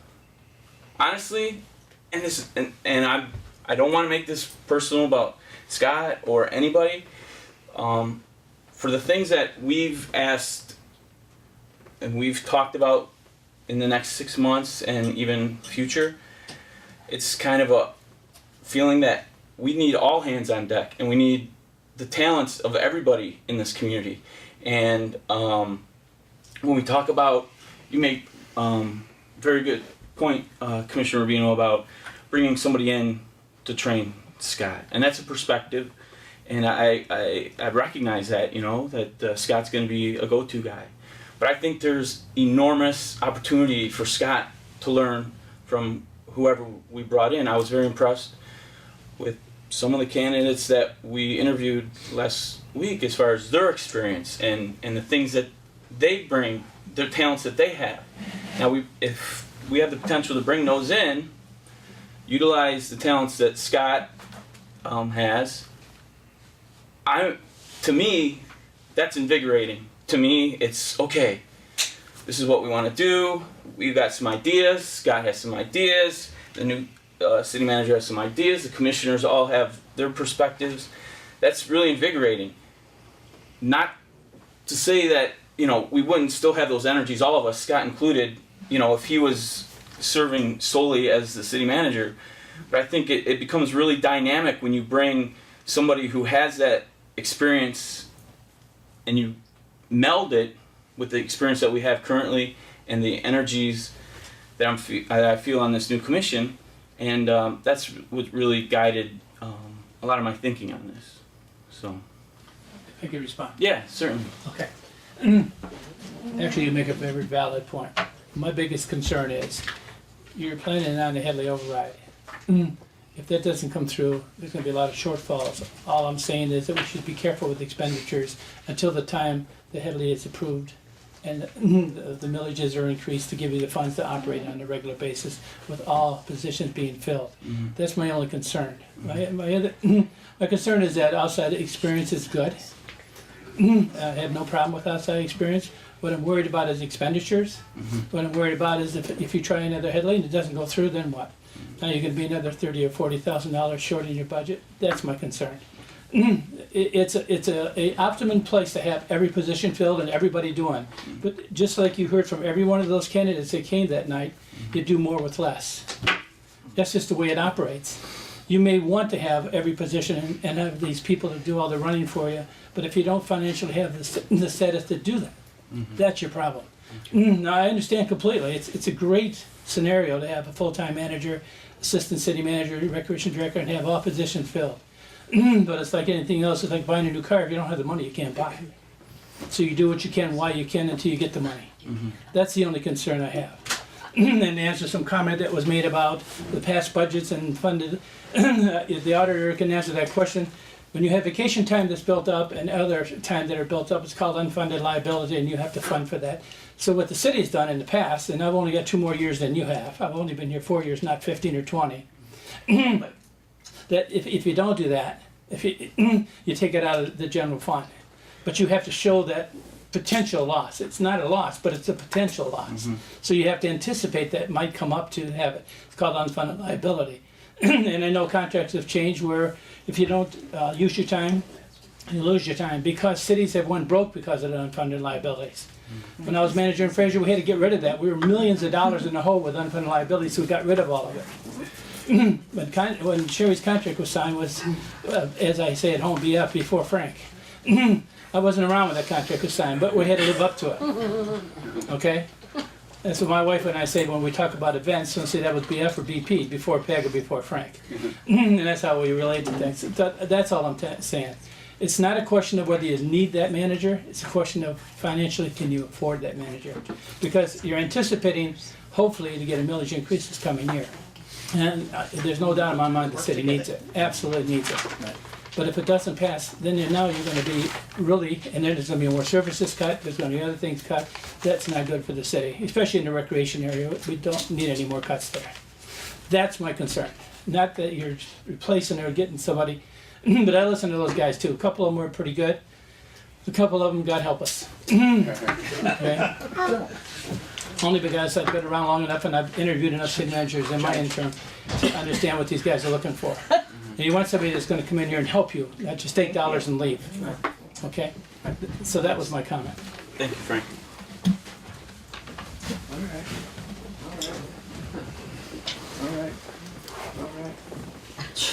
All right. Let's make an entrance. Come on down. Come on down. Whoa, Yeah, Rob really, Sackett, that's a 8th Fair with everybody asked everything I had on my list. So I came up with some new ones. Okay. If we're short 52,000, why are we doing a park project? If we're short money, why are we doing a park? We have a plan. Oh, We're not- plan, we're we're not not- doing it, we we're just haven't- talking. That's still to come. Okay. Then you guys mentioned the SCAF fund that you're using interest, not the principal, and I got that. But is that normal? I mean, has the city been doing that all along, living off the interest? Yes. All right, It's the but you idea have for never roads. touched the Unfortunately, interest. it's gotten less. Right. Yeah. We used, at one time, we were collecting a couple $100,000 a year in interest. I mean, it would fund road projects, and then it funded the expansion of the community center when they did it in 1998. But now we're at about $50,000, so it's used to really supplement recreation at this point. But the corpus of the SCAF fund is still intact. And no one's talking about touching the principal to pay for interims or pools or. At this point, Or parks. the ordinance doesn't allow for that. There's certain things that you can spend the money on, and the city commission has to approve that, so it's not on the table at this point. Mayor? Yes. It's probably worthwhile explaining that the first step to getting grant money from the state for any major project is to put together a proposal. And so that's part of the reason that we have a very nice recreation park plan for Gainsborough, is to make the request for potential grants. Now, grant monies have gone down over the years, but why leave it on the table if it's possible to get it? So nothing has been approved on the actual moving forward with the park, but the first step is creating a good plan that we can give to the state and request funds. And I think everyone that's seen the plan really likes the plan. I've said, it's one of these things where, can we afford what's on the menu?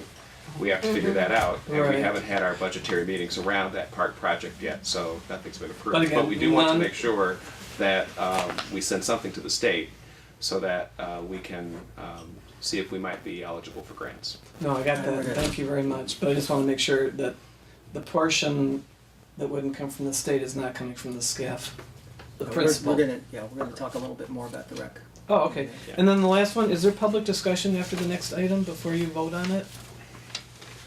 There's the opportunity. There's an opportunity for There's public opportunity discussion. for people to comment. Okay, good, thank you. Anybody else? Yeah. Okay. Ends public discussion. Back to the agenda.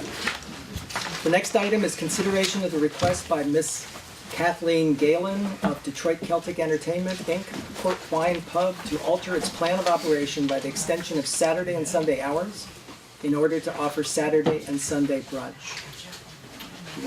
Yes, I received a request from Ms. Kathy Galen, who's the vice president of the Court Wine Pub, to ask for an extension of our hours of operation at the restaurant.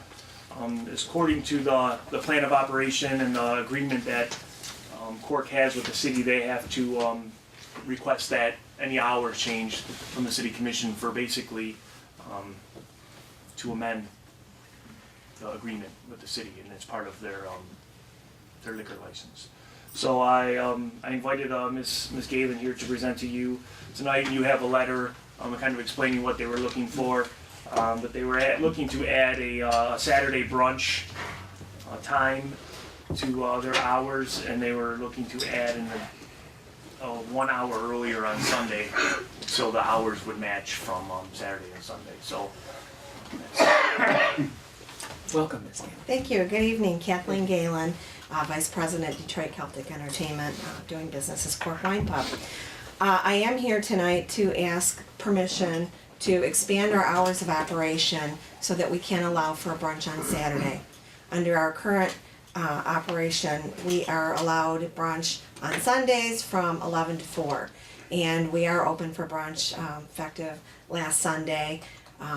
We've had a lot of interest from patrons for us to open for an additional brunch on Saturday. So what we're asking is that we be allowed to extend our hours of operation from not only Sunday to also Saturday, from 10 a.m. until 4 p.m. to allow for the brunch. And on Sundays, we would like to extend an additional hour at 10 a.m. We certainly will not be serving any alcohol before noon. It's more for the breakfast crowd. But we have a wonderful new chef at Cork who has come up with an amazing brunch menu. And I think it would really be an asset to people in the community to come in and try our new food.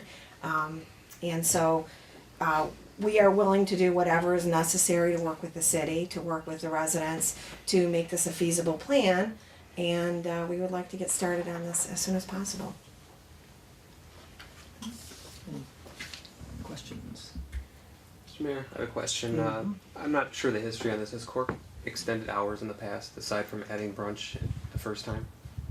I don't think so. No, that was it. In September of 2012 was the original request to add the Sunday brunch, and that was approved at that time. Okay. So we're talking 6 additional hours on Saturday from 10 to 4, Correct. and then 1 additional hour on Sundays. Correct. Okay. Thank you. And here, if I could.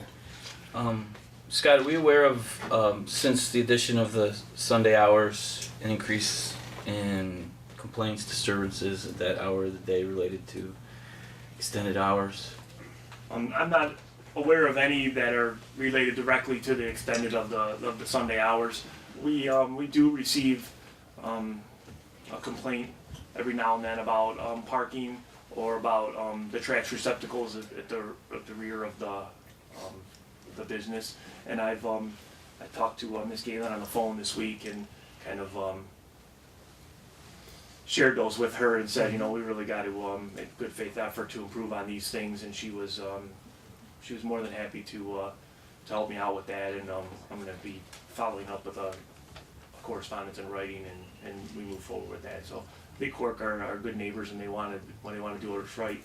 It's just sometimes some things will get away from you. It's just it takes one employee to do something one time, put a garbage bag on the ground instead of in the container, and I understand that, but I think they want to be good neighbors, and we do appreciate having them here. So we haven't had any proliferation of complaints still from the Sunday crowd. And if I may, after speaking with Scott, to try to address the concerns, we talked to our employees, the chef especially, because he has control of the staff in the kitchen area, to try to alleviate some of the concerns and make sure that we stay on top of it. If some of the receptacles are left open, we're trying to build in safeguards so that we make sure that they aren't, that everybody's aware of concerns so that we can address them. And the same thing with the parking. Rob, on a number of occasions, has called when he's had issues, and we welcome that, because sometimes we don't know that there's a problem unless someone brings it to our attention, and if it's brought to our attention, we certainly do want to be the good neighbors. We want Cork to be a wonderful place in the community, a place that people don't complain about, but that they welcome going there, and it's a good experience for them, not just the people who come there, but the neighbors around the location. Well, I guess, my concern that kind of follows up on what Scott said. You're now adding 7 additional hours if we talk about the Sunday. So that's the extra 6 hours on a Saturday of potential more garbage. I mean, that's going to obviously generate more refuse.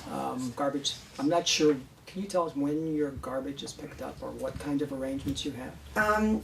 Because that seems to be a real concern, and we know we have a concern around the community in terms of rats and other kinds of issues with open garbage cans and bags that are thrown out on the street instead of keeping them in receptacles and other kinds of things. And so, well, right now we have pickup once a week, but we certainly would be amenable to having it picked up more often if it was a problem. And I guess we won't really know until we're able to do something like that, how much extra garbage is going to be generated, and then make a decision that maybe we need to have an extra pickup, or figure out another game plan so that it doesn't affect neighboring houses, and people don't have to look at it, don't have to smell it, and nobody likes rats. So I think we can all agree on that. So we certainly are conscientious as it comes, as far as that goes, and we want to do the right thing, whatever needs to be done. And like I say, we're open to suggestions. We're open to whatever needs to be done so that we can be open for these extra hours. well, I mean, community values Cork, obviously, and it's been a great addition.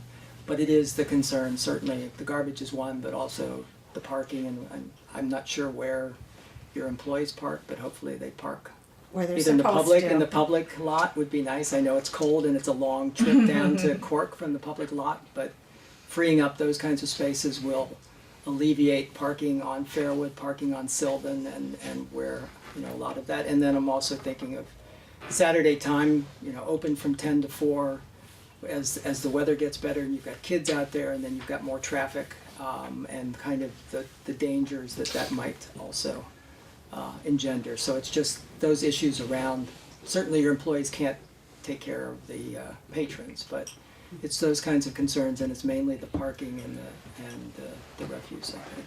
And let me say that we have had discussions with employees and have drilled into them that they may not park in the public lot, that they have to park, where they're supposed to. And if they don't, and it's brought to our attention, we certainly will address it with them. But that has been drilled into them that, you are not to park on the streets, you are not to park in the parking lot, you need to park where you're supposed to. If you need a ride, because we do have one employee who's pregnant, if you need a ride, we will facilitate that so that, we don't take up these parking spots and that parking isn't an issue. We try to do the best that we can as we're made aware of situations. Well, people value their employment, right? So you Yes. can always. Mr. Mayor, if I could interject another question, this is for Scott. Have we received any emails, phone calls, or anything about this agenda item, good or bad? No, I have not, no. Okay. Anything? Yes. Yeah, okay. Huh? You would like to get up? She said, no, when you're done. No, that's fine. Rob, come on up. Like, all right. I'll just step over here. I know, speak to me. Why don't you just sit right You know what? I'm gonna come sit with you. there? Okay, that's great. At any rate, Rob Sack of 8 Fairwood, and I honestly like Cork, and yes, they have been very, they are engaging, and I can go talk to them, the neighbors can talk to them, or the neighbors call me, I go talk to them. The garbage issue is an issue. The parking, if there's an issue, if their employees are parking, if I say something, the cars move pretty quick, then you have the patron issue, the valet issue. The Saturday hours, I really don't have a problem with, other than generating more garbage, which, if you're willing to have it emptied out more. But that was if those were addressed, and you can figure out how to get your valets not parking on the side streets.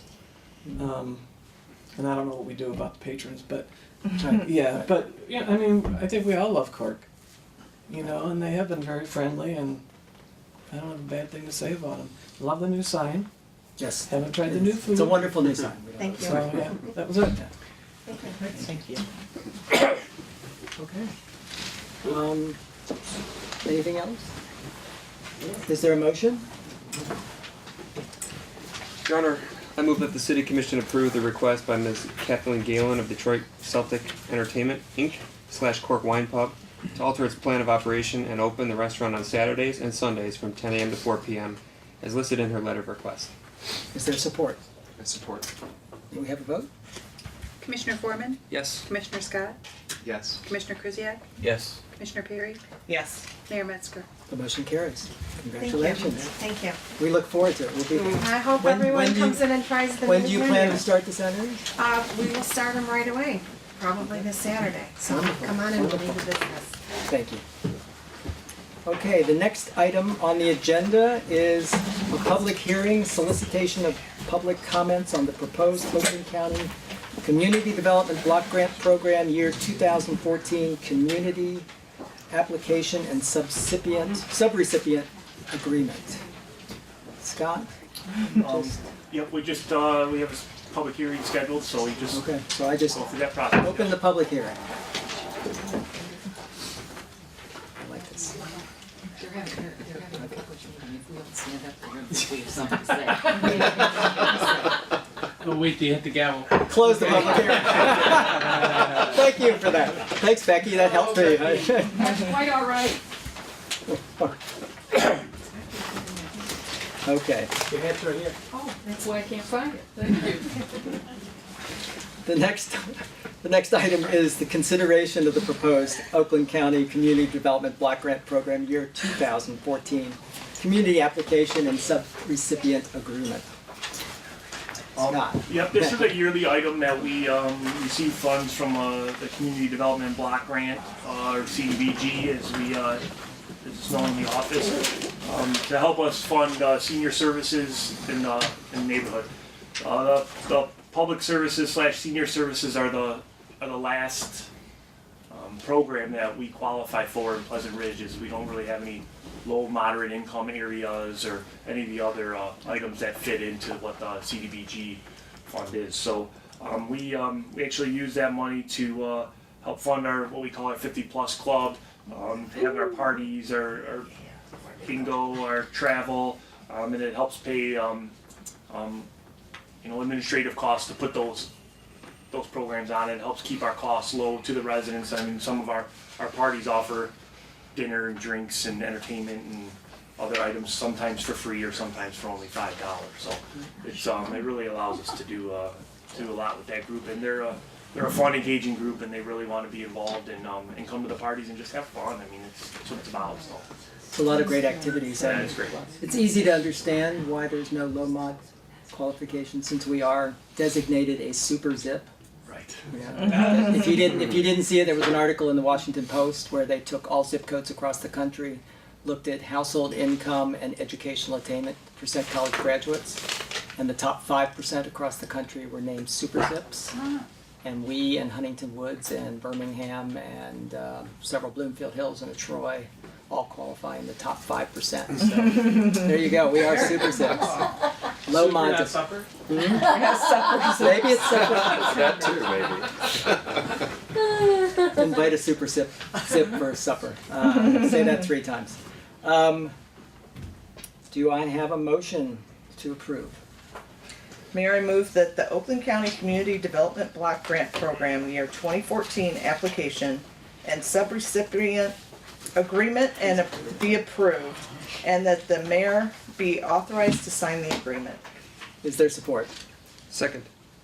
May we have a vote? Commissioner Perry? Yes. Commissioner Foreman? Yes. Commissioner Krzyjak? Yes. Commissioner Scott? Yes. Mayor Metzger? Yes, motion carries. The next item is consideration of the request for waiver of the recapture of outstanding 2011 Oakland County Community Development Block Grant funds. Okay, so this is along the same lines of an item that we asked for, and this one isn't something typical, but in 2011, there was still an administration line item as part of the block grant that we didn't use all that money for, and that covers staff time to prepare the application, to do a number of other things that go along with applying for the grant. And we didn't use all that money at that time, and we have to approve this waiver to recapture that money so it doesn't go back to the county, and we're able to use it. Will we add it to this year's funds, or? The way that the program works, the Community Development Block Grant Program, you have to fund dollars in a specific program, and you can't use those funds for whatever program. Okay. So this general program administration from 2011, that program doesn't exist anymore. Now what HUD has recommended is that you roll your administrative costs into whatever program, tree planting, senior center, youth services, whatever it is. So this 2011 funds, it's completing the application, it's the publication, it's, attending the meetings to learn about CDBG. And that's basically staff time and some publication time. You don't really use that quickly because you're not going to CDBG events all the time to use that money. So in order to keep this money for that extra year, So you there's have it and then you can $500 or so in. We'll be able to, use up the rest of those funds in this next year. Excellent. Okay.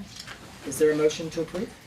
Mayor, I asked a great deal of questions on this in the past few days, so I'd like to move the city request a waiver of the recapture of the 2011 Oakland County Community Development Block Grant CDBG funds as recommended. Great. Is there support? I support. May we take a vote? Commissioner Foreman? Yes. Commissioner Scott? Yes. Commissioner Krzyjak? Yes. Commissioner Perry? Yes. Mayor Metzger? Yes, motion carries. Okay, the next item Commissioner Scott had alluded to earlier is the consideration of the reappointment of Ms. Erin Snyderman, Ms. Sandra Johnstone, and Mr. Christopher Johnson to the Pleasant Ridge Historical Commission, term to expire December 31st, 2016. Scott?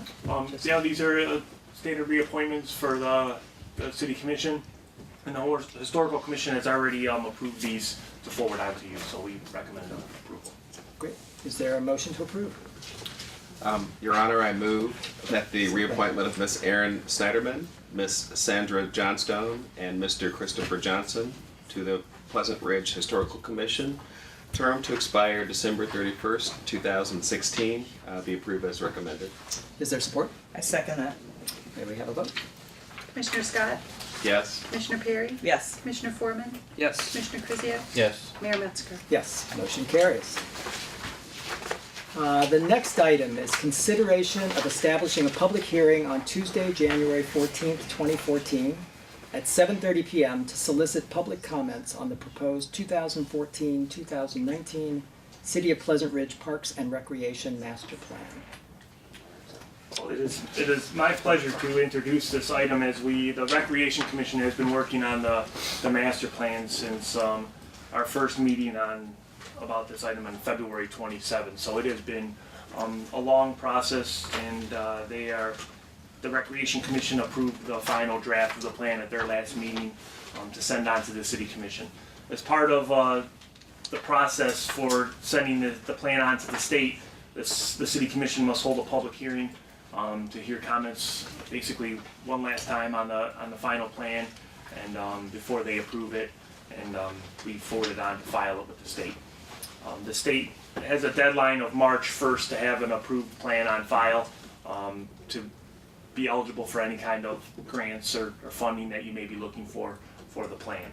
So at this time, I'm recommending that the City Commission establish this public hearing date so we can have that sent into the state, before February, so they have time to look at it in case there's any other changes that need to take place.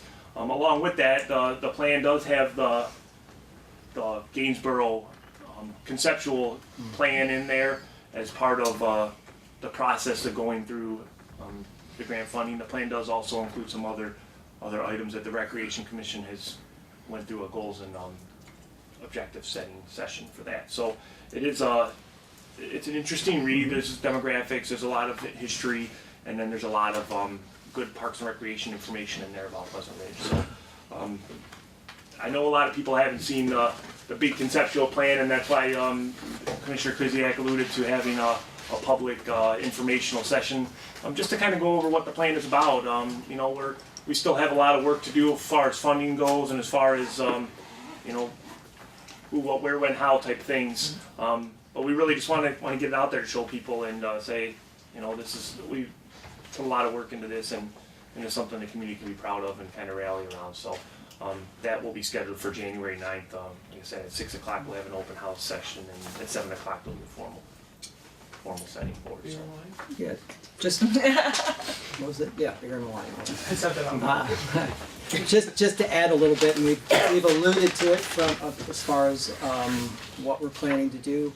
We are having a public hearing in January, but what we wanted to do is make sure that everybody had an opportunity to look at the plan, to really digest the plan. We had that 30-day period when the plan was up for people to look at, to comment on.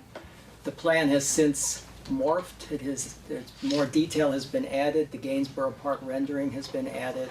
Some different dollar line items that were discussed at one Recreation Commission meeting, those numbers have changed.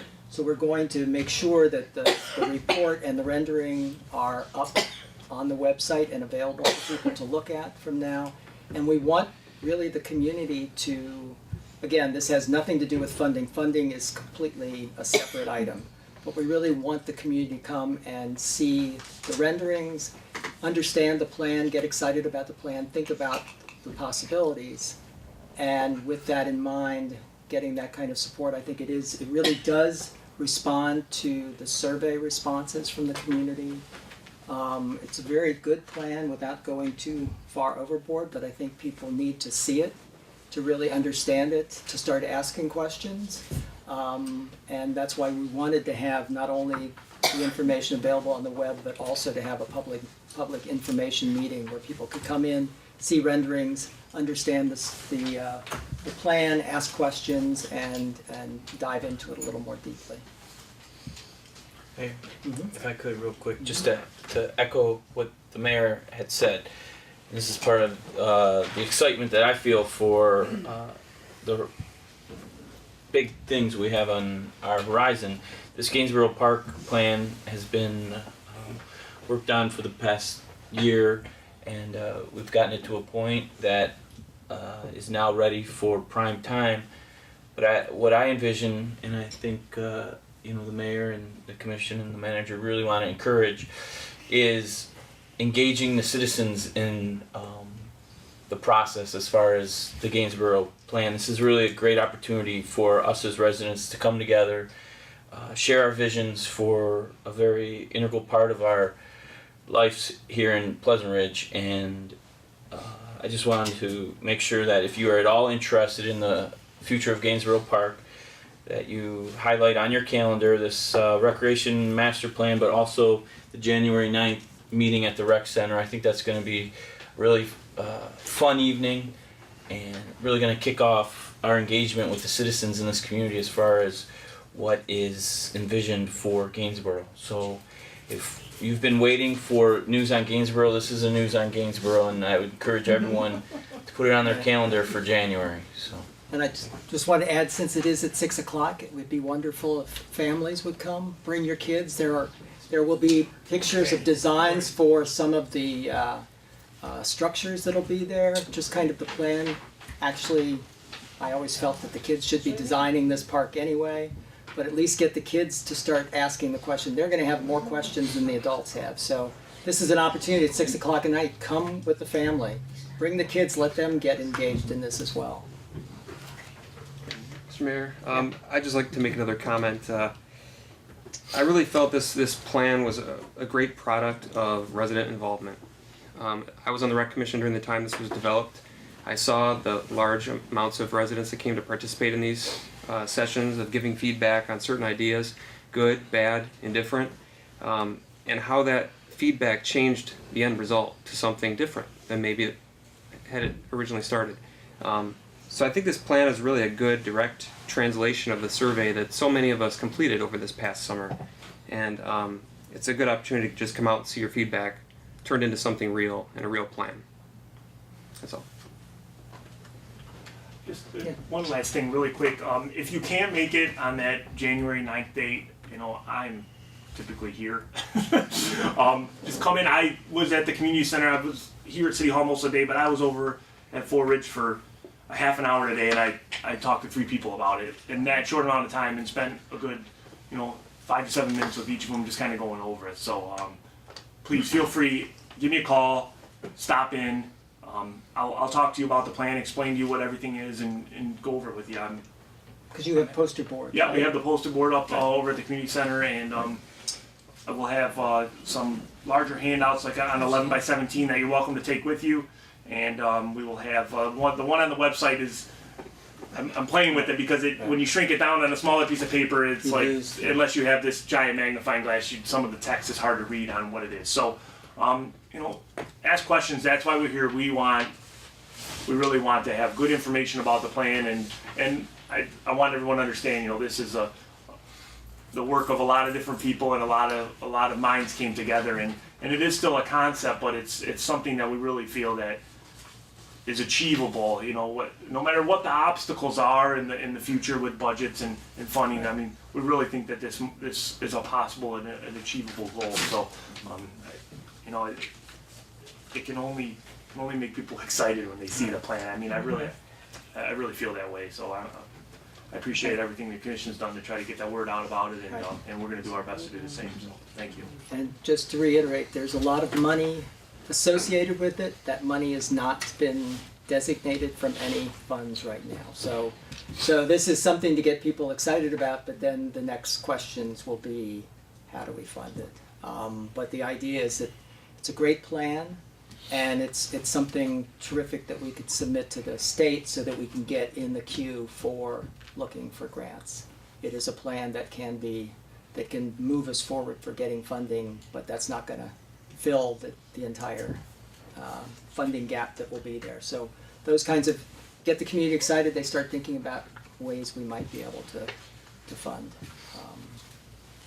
So Anything else? Okay. May I have a motion? Anybody want it? Mayor? Sure. Don't grab it. I was waiting. Jason? Jason doesn't.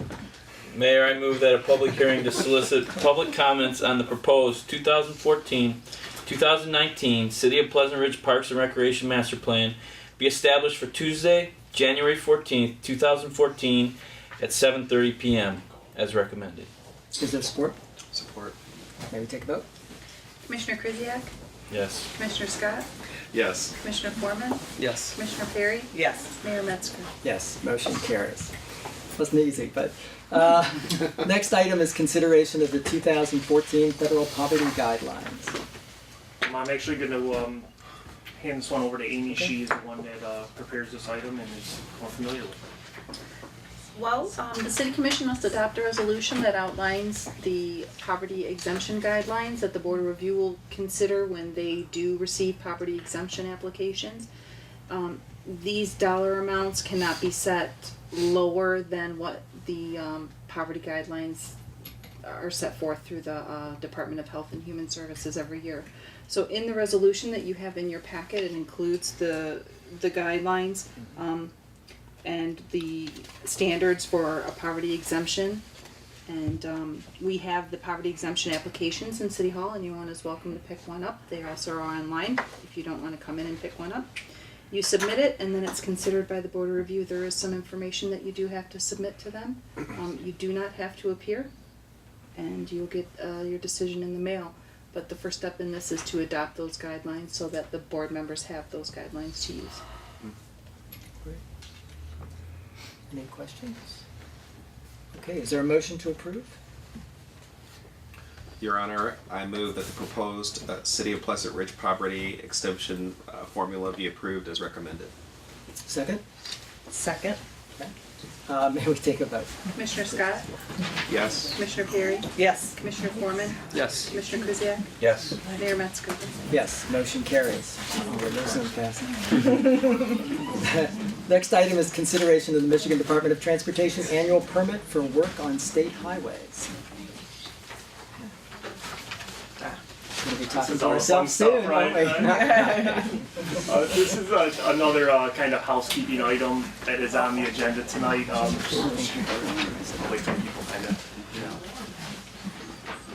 The city has to approve the annual permit for work on a state trunk line right of way every year, and it's on the agenda for your consideration tonight. It's the standard language that MDOT requires for us to do anything out at MDOT. Any questions?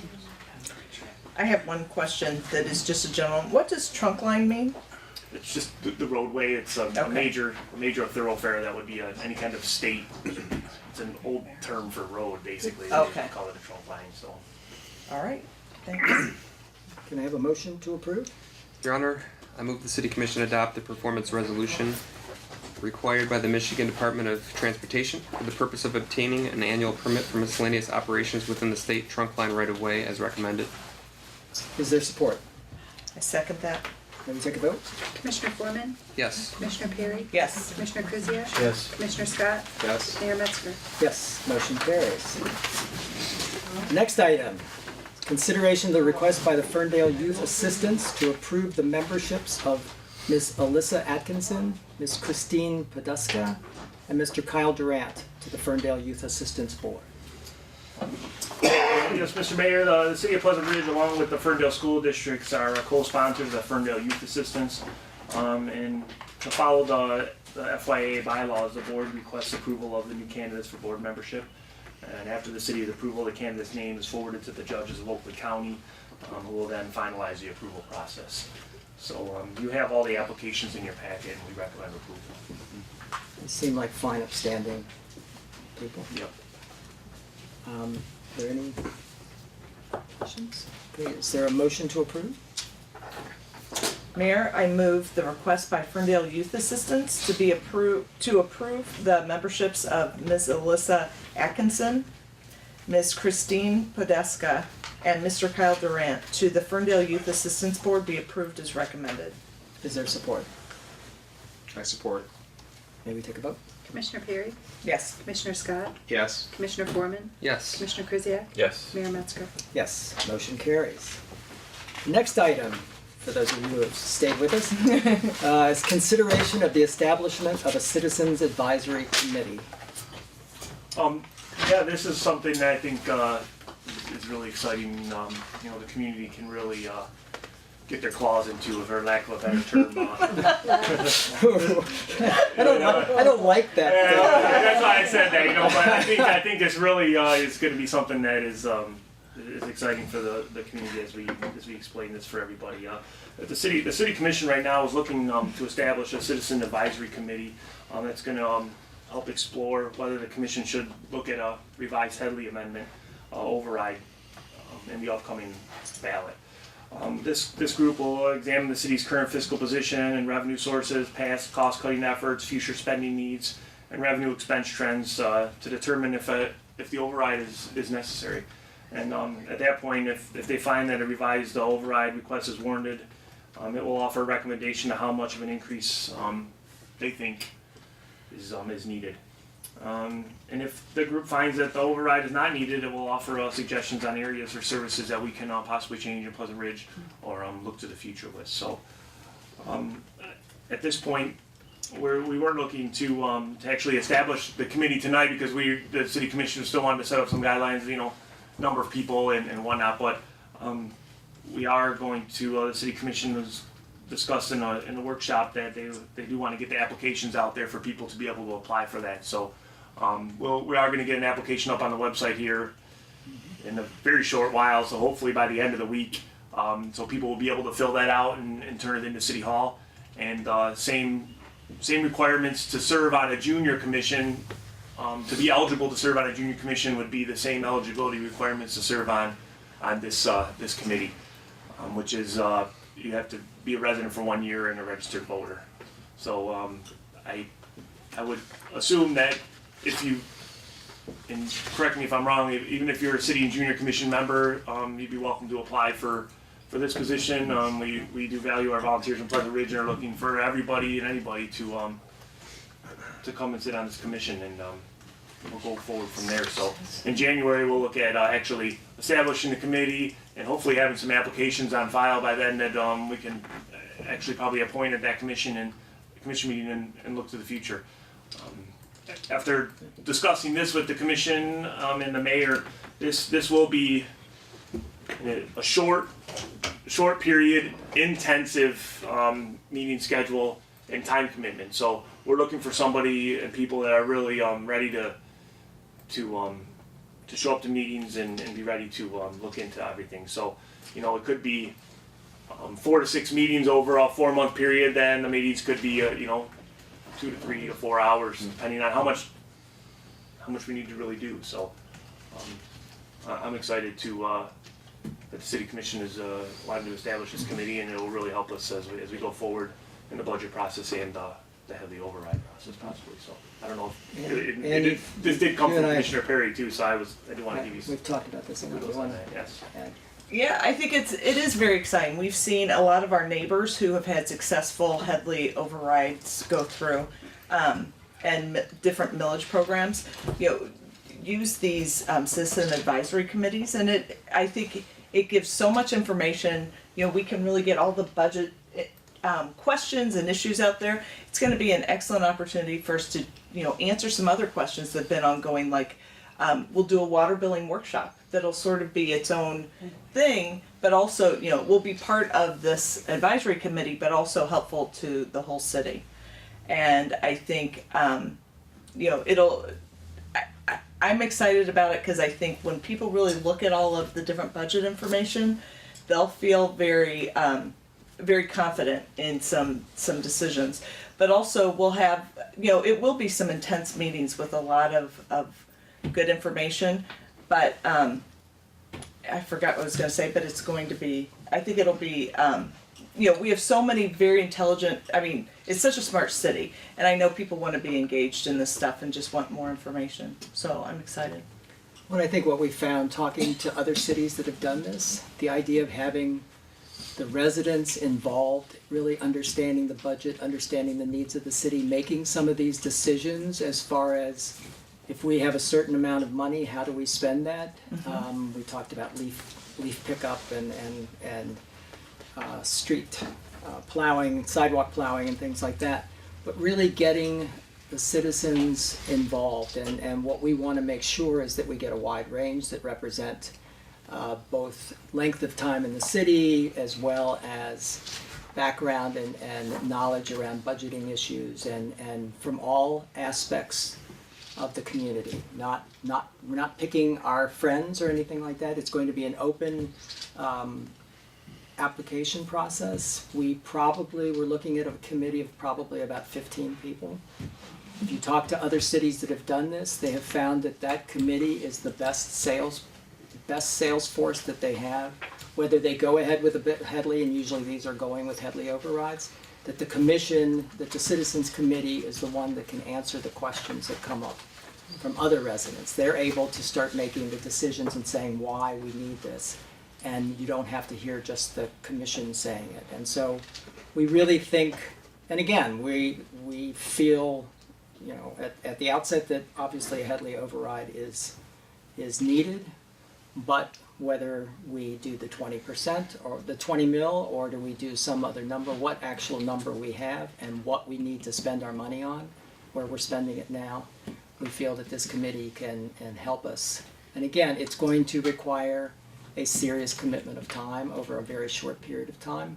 Hopefully that will lessen and people will stay on to be more or less the media campaign to help sell the Headley if we decide to go ahead.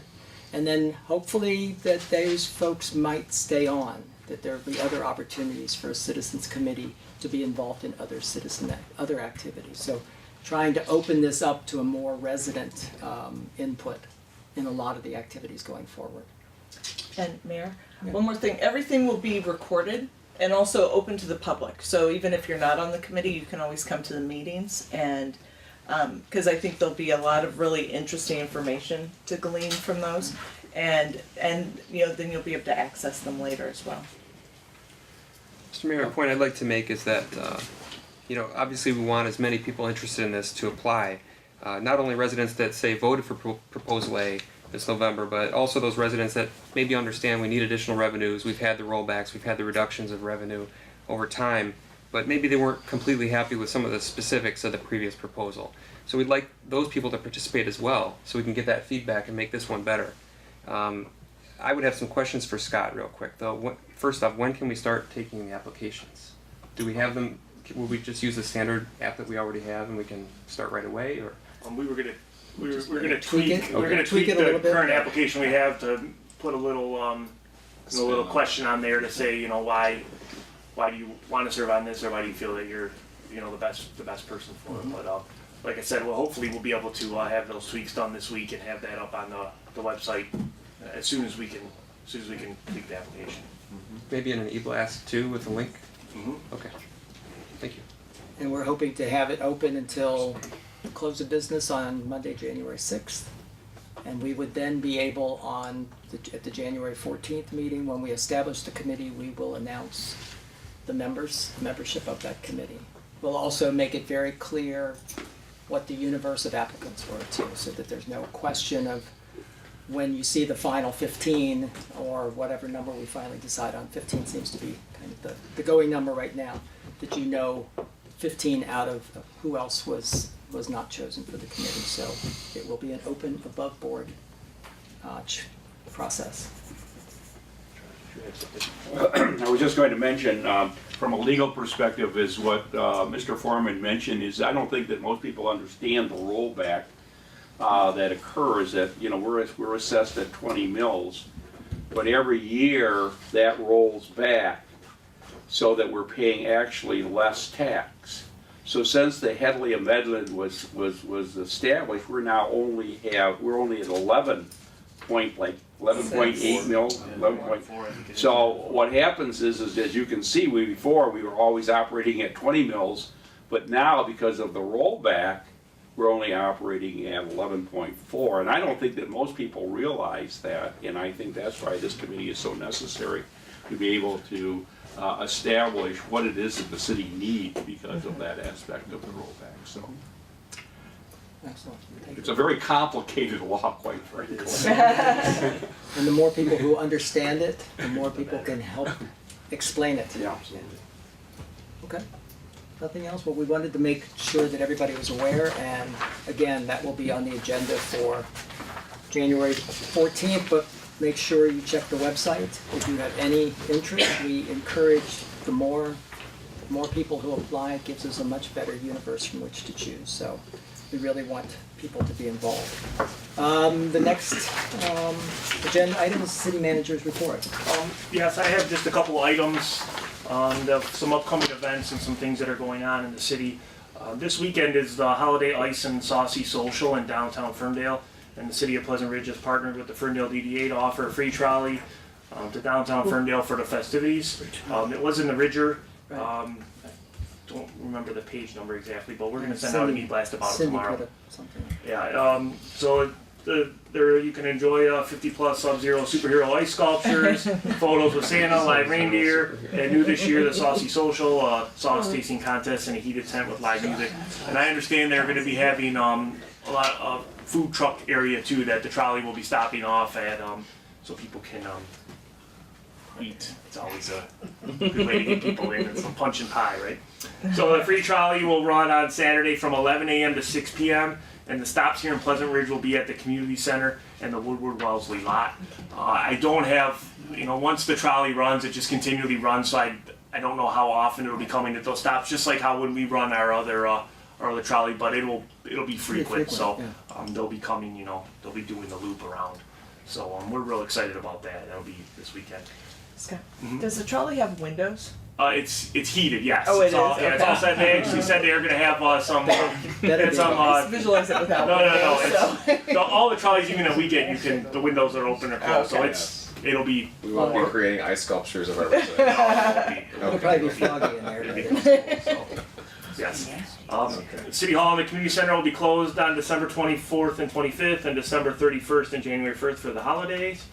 And the Bucket Brigade, or as Commissioner Perry calls it, the Salt Ferry, Yes. will start on Monday, December 16th. If you place your 5-gallon bucket at the curb on the third Monday of the month, it's the same day as your loose brush pickup. During the winter season, the city of Pleasant Ridge will kindly fill it with salt to help keep your walkways free of ice. Along those lines, the refuse and recycle pickup will be delayed one day each of those weeks during the holidays, so it will be on Saturday, December 28th and Saturday, January 4th. And the curbside leaf collection program for 2013 has been completed, and I wanted to send a huge thank you to Larry Yaffa and the whole team at Brylar for an excellent job on that program. They did a great job. We were talking in the office, and the DPW supervisor that we have here says, snow plowing is so much harder and this and that than leaves, and we're like, you are crazy. The amount of calls we get on leaves just in general quadruple our snow calls. And it just, that truck just drove by my house and didn't pick up my leaves, and just the general calls, which, please call us, because we get on the phone. I know they didn't pick up on the one in Kensington because they were going to empty the truck, and then they come back, and we're able to explain to people. The truck fills up, they go and dump in Ferndale, we have an agreement with them, and they'll be back. So we, if you do see ever with a leaf collection, you see something, they didn't get your leaves, just give us a call and we'll take care of it. But it's a tough program, and they do a great job at it. I do want to commend them. But on a side note for that, if you have any leaves hanging around, you can still bag them in a brown craft bag or put it in a bin that's labeled compost. We have the stickers here at City Hall. You have till December 20th to put those at the curb, and they'll still be collected. So, and on last, I do want to thank all the staff here at City Hall, which includes Amy, Darren, and our new person, Taryn. I want to thank the police department, Chief Sosowski, and the new sergeant, Nowak, and all the other officers, the staff at the community center, Bridget, and all the part-timers for all their help and support during the transition the last few weeks as the city manager's retired, and I've been filling in those duties and others around. So I couldn't have done it without them, and I appreciate it. And whatever is said at the meeting here, it's nice to hear nice comments about it, but the staff and we're ready to move forward and get the business of the city done. So as much as I appreciate everybody and the people here that support me is for the interim job or for the full-time job, I appreciate it, and it's tough to sit up here and listen to people say great things about you and this or that. It's it's not easy. So I appreciate that, but I've talked this over with the city commission and we've talked it over with the staff, and we're ready to move on with the city business, and I think we're moving in that direction. So I appreciate all the support that the city commission has given me, and as we've gone through this last few weeks, and we're ready to go. Thank you. Thank you. I just want to, good, please. John Wright, 10 Kemperton. Scott, when is this plethora of orange barrels going to go along A with question we've asked many times. That's a good question. There is, I actually reached out to MDOT about a week and a half ago and asked them that same question, and there's still what they call a punch list to complete of the project, and that punch list is, I think, growing bigger on a daily basis. They do not say that, but there are some issues. So according to state and federal guidelines, they must have those orange barrels ready for any type of work that they're going to do on the trunk line, because they have to have a half mile in either direction blocked off to be able to do work on Woodward. It is a federal and state guideline anytime you're doing work on Woodward. The state even wants us to do that when we're working. I remember when we did the Fairwood parking lot, we had to put barrels all the way down to Ferndale because there was a quarter of a lane that had a barricade in it. So they have some needs that they still have out there. So they're supposed to keep me posted on when those barrels are coming down. And I said to the mayor that somebody always told me you write one letter a month at first, and then you write one a week, and then you write one every day. So as we move forward in the process, if the orange barrels are still out there on Christmas Day, we're gonna really get on MDOT, and we want them to go away too. It's not pleasant. I wonder if they could at least take away the smashed ones that are in the median, serving no purpose whatsoever. I mean, I agree. So or stand them back up. Do something. It is something that we're looking into. Thanks, And a general question on the MDOT work. There are some areas where it appears to be less than great. And do we supply that information to MDOT where we see issues on the road, or how would residents provide that to MDOT? And one in particular, it appears that, and not just in our neighborhood, but I also noticed in Royal Oak where the manholes were not raised to match the surface of the road, and I suspect that the first time that they grade for snow, they're going to tear up the pavement just because of the fact that they didn't raise the manhole covers. It's actually like that the whole length of Woodward Avenue. So whatever error or lack of work that was done on those, I don't know. They should have put the ring in and raised the covers. That wasn't the case.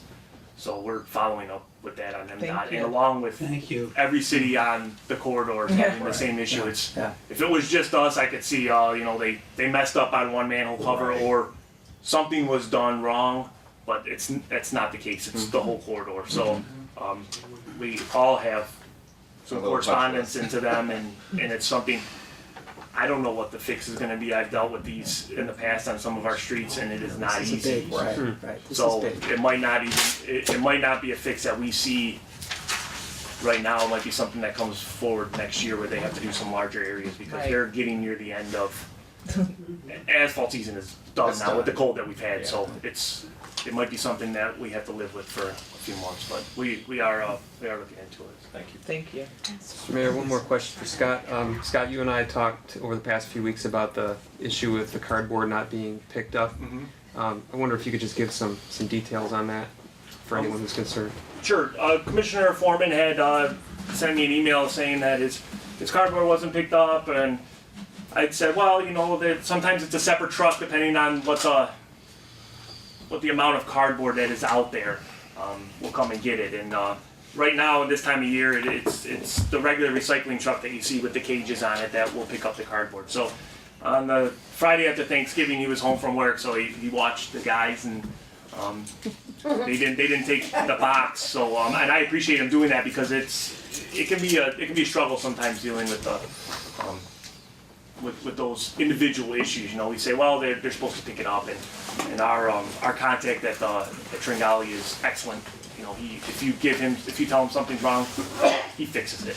So I shared his email about Jay's experience with the gentleman not taking the cardboard, and he had a little discussion with the truck driver to ask, to get some clarification, and I shared that with our representative, and he was going to look into that. So please, if you have some cardboard that isn't picked up for whatever reason, please let us know at City Hall. Send us an email, or I know garbage picked up on Fridays and City Hall isn't open, but you can call Sakura, which is 248-288-5150, and they will forward that message on to the garbage people.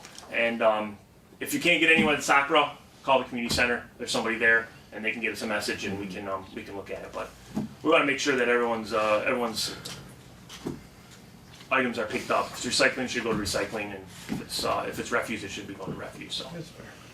Thanks for your help with that. Thank you. Mayor, I just had a question for Commissioner Foreman. Now, were you actually in the bushes? It's got this little slat. I thought that was a really dedicated recycling.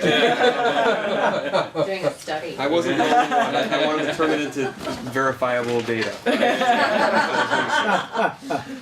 Scott, I just wanted to kind of second your thanking the staff and everything that they have done for you through this transition. I wanted to thank you and the staff for everything they've done for us during the transition. It's been a real class act, everyone, and we couldn't do it without you guys, and you've been just terrific for us. So please accept our gratitude. Thank you. Really appreciate it. Thank you.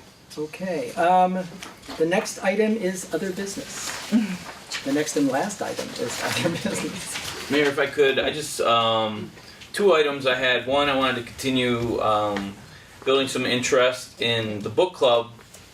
This month's book that we selected by Clay Shirky is called Cognitive Surplus, and it's a really interesting investigation on how technology is really bringing people together in ways, unprecedented ways, and how to harness people's experiences in a wholesale coming together for different generous opportunities in their communities or creative endeavors. Just taking the cognitive surplus is the term you use in there about how we all have talents and we all have experiences, and how the new technology is really allowing people to come together in really positive ways. So this has been a really interesting read. I would encourage everyone to join us. Actually, I would extend the invitation.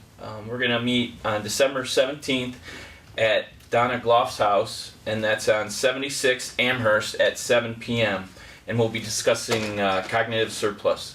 Donna and her husband have generously opened their home up to the greater Pleasant Ridge community, and anyone who's interested, please join us. Again, I repeat this every time, you don't have to really have read the book. Come. It's really an opportunity for discussion with neighbors, and it's been very enjoyable. So that's on December 17th. The second issue I wanted to discuss, and this was something that Commissioner Scott had mentioned on a Facebook post many months ago about new residents to the community. And I know there's many longtime residents in this audience and watching on TV. The mayor and other commissioners have spoke to this idea of really having an opportunity to introduce what is great about Pleasant Ridge to new residents. And I know there was traditionally a new residents tea or gathering or some sort of function. For whatever reason, I don't know, I didn't get an invitation when I moved in. But I think that would be something that would really benefit the community, really, and offer an opportunity for the different groups to really introduce themselves to new residents. So I just wanted to get the Commission's take on maybe planning something for the new year along those lines. Yeah, I agree. I believe it's a great opportunity for new residents to meet people that have been here for a long time, and also to meet the city, to understand all of the benefits that are associated with being in Pleasant Ridge, and there are a lot of them. We've got a great community here. I'd also say it would be good to recognize the people that have been here for a long time. It's as part of the campaign, I was surprised at how many people I met that had lived here for 40 to 50 years. And you know, we had a great recognition of 100-year houses. It would be awesome to recognize the 50-year residents at the same time. And so that's something that we might want to think about doing as well.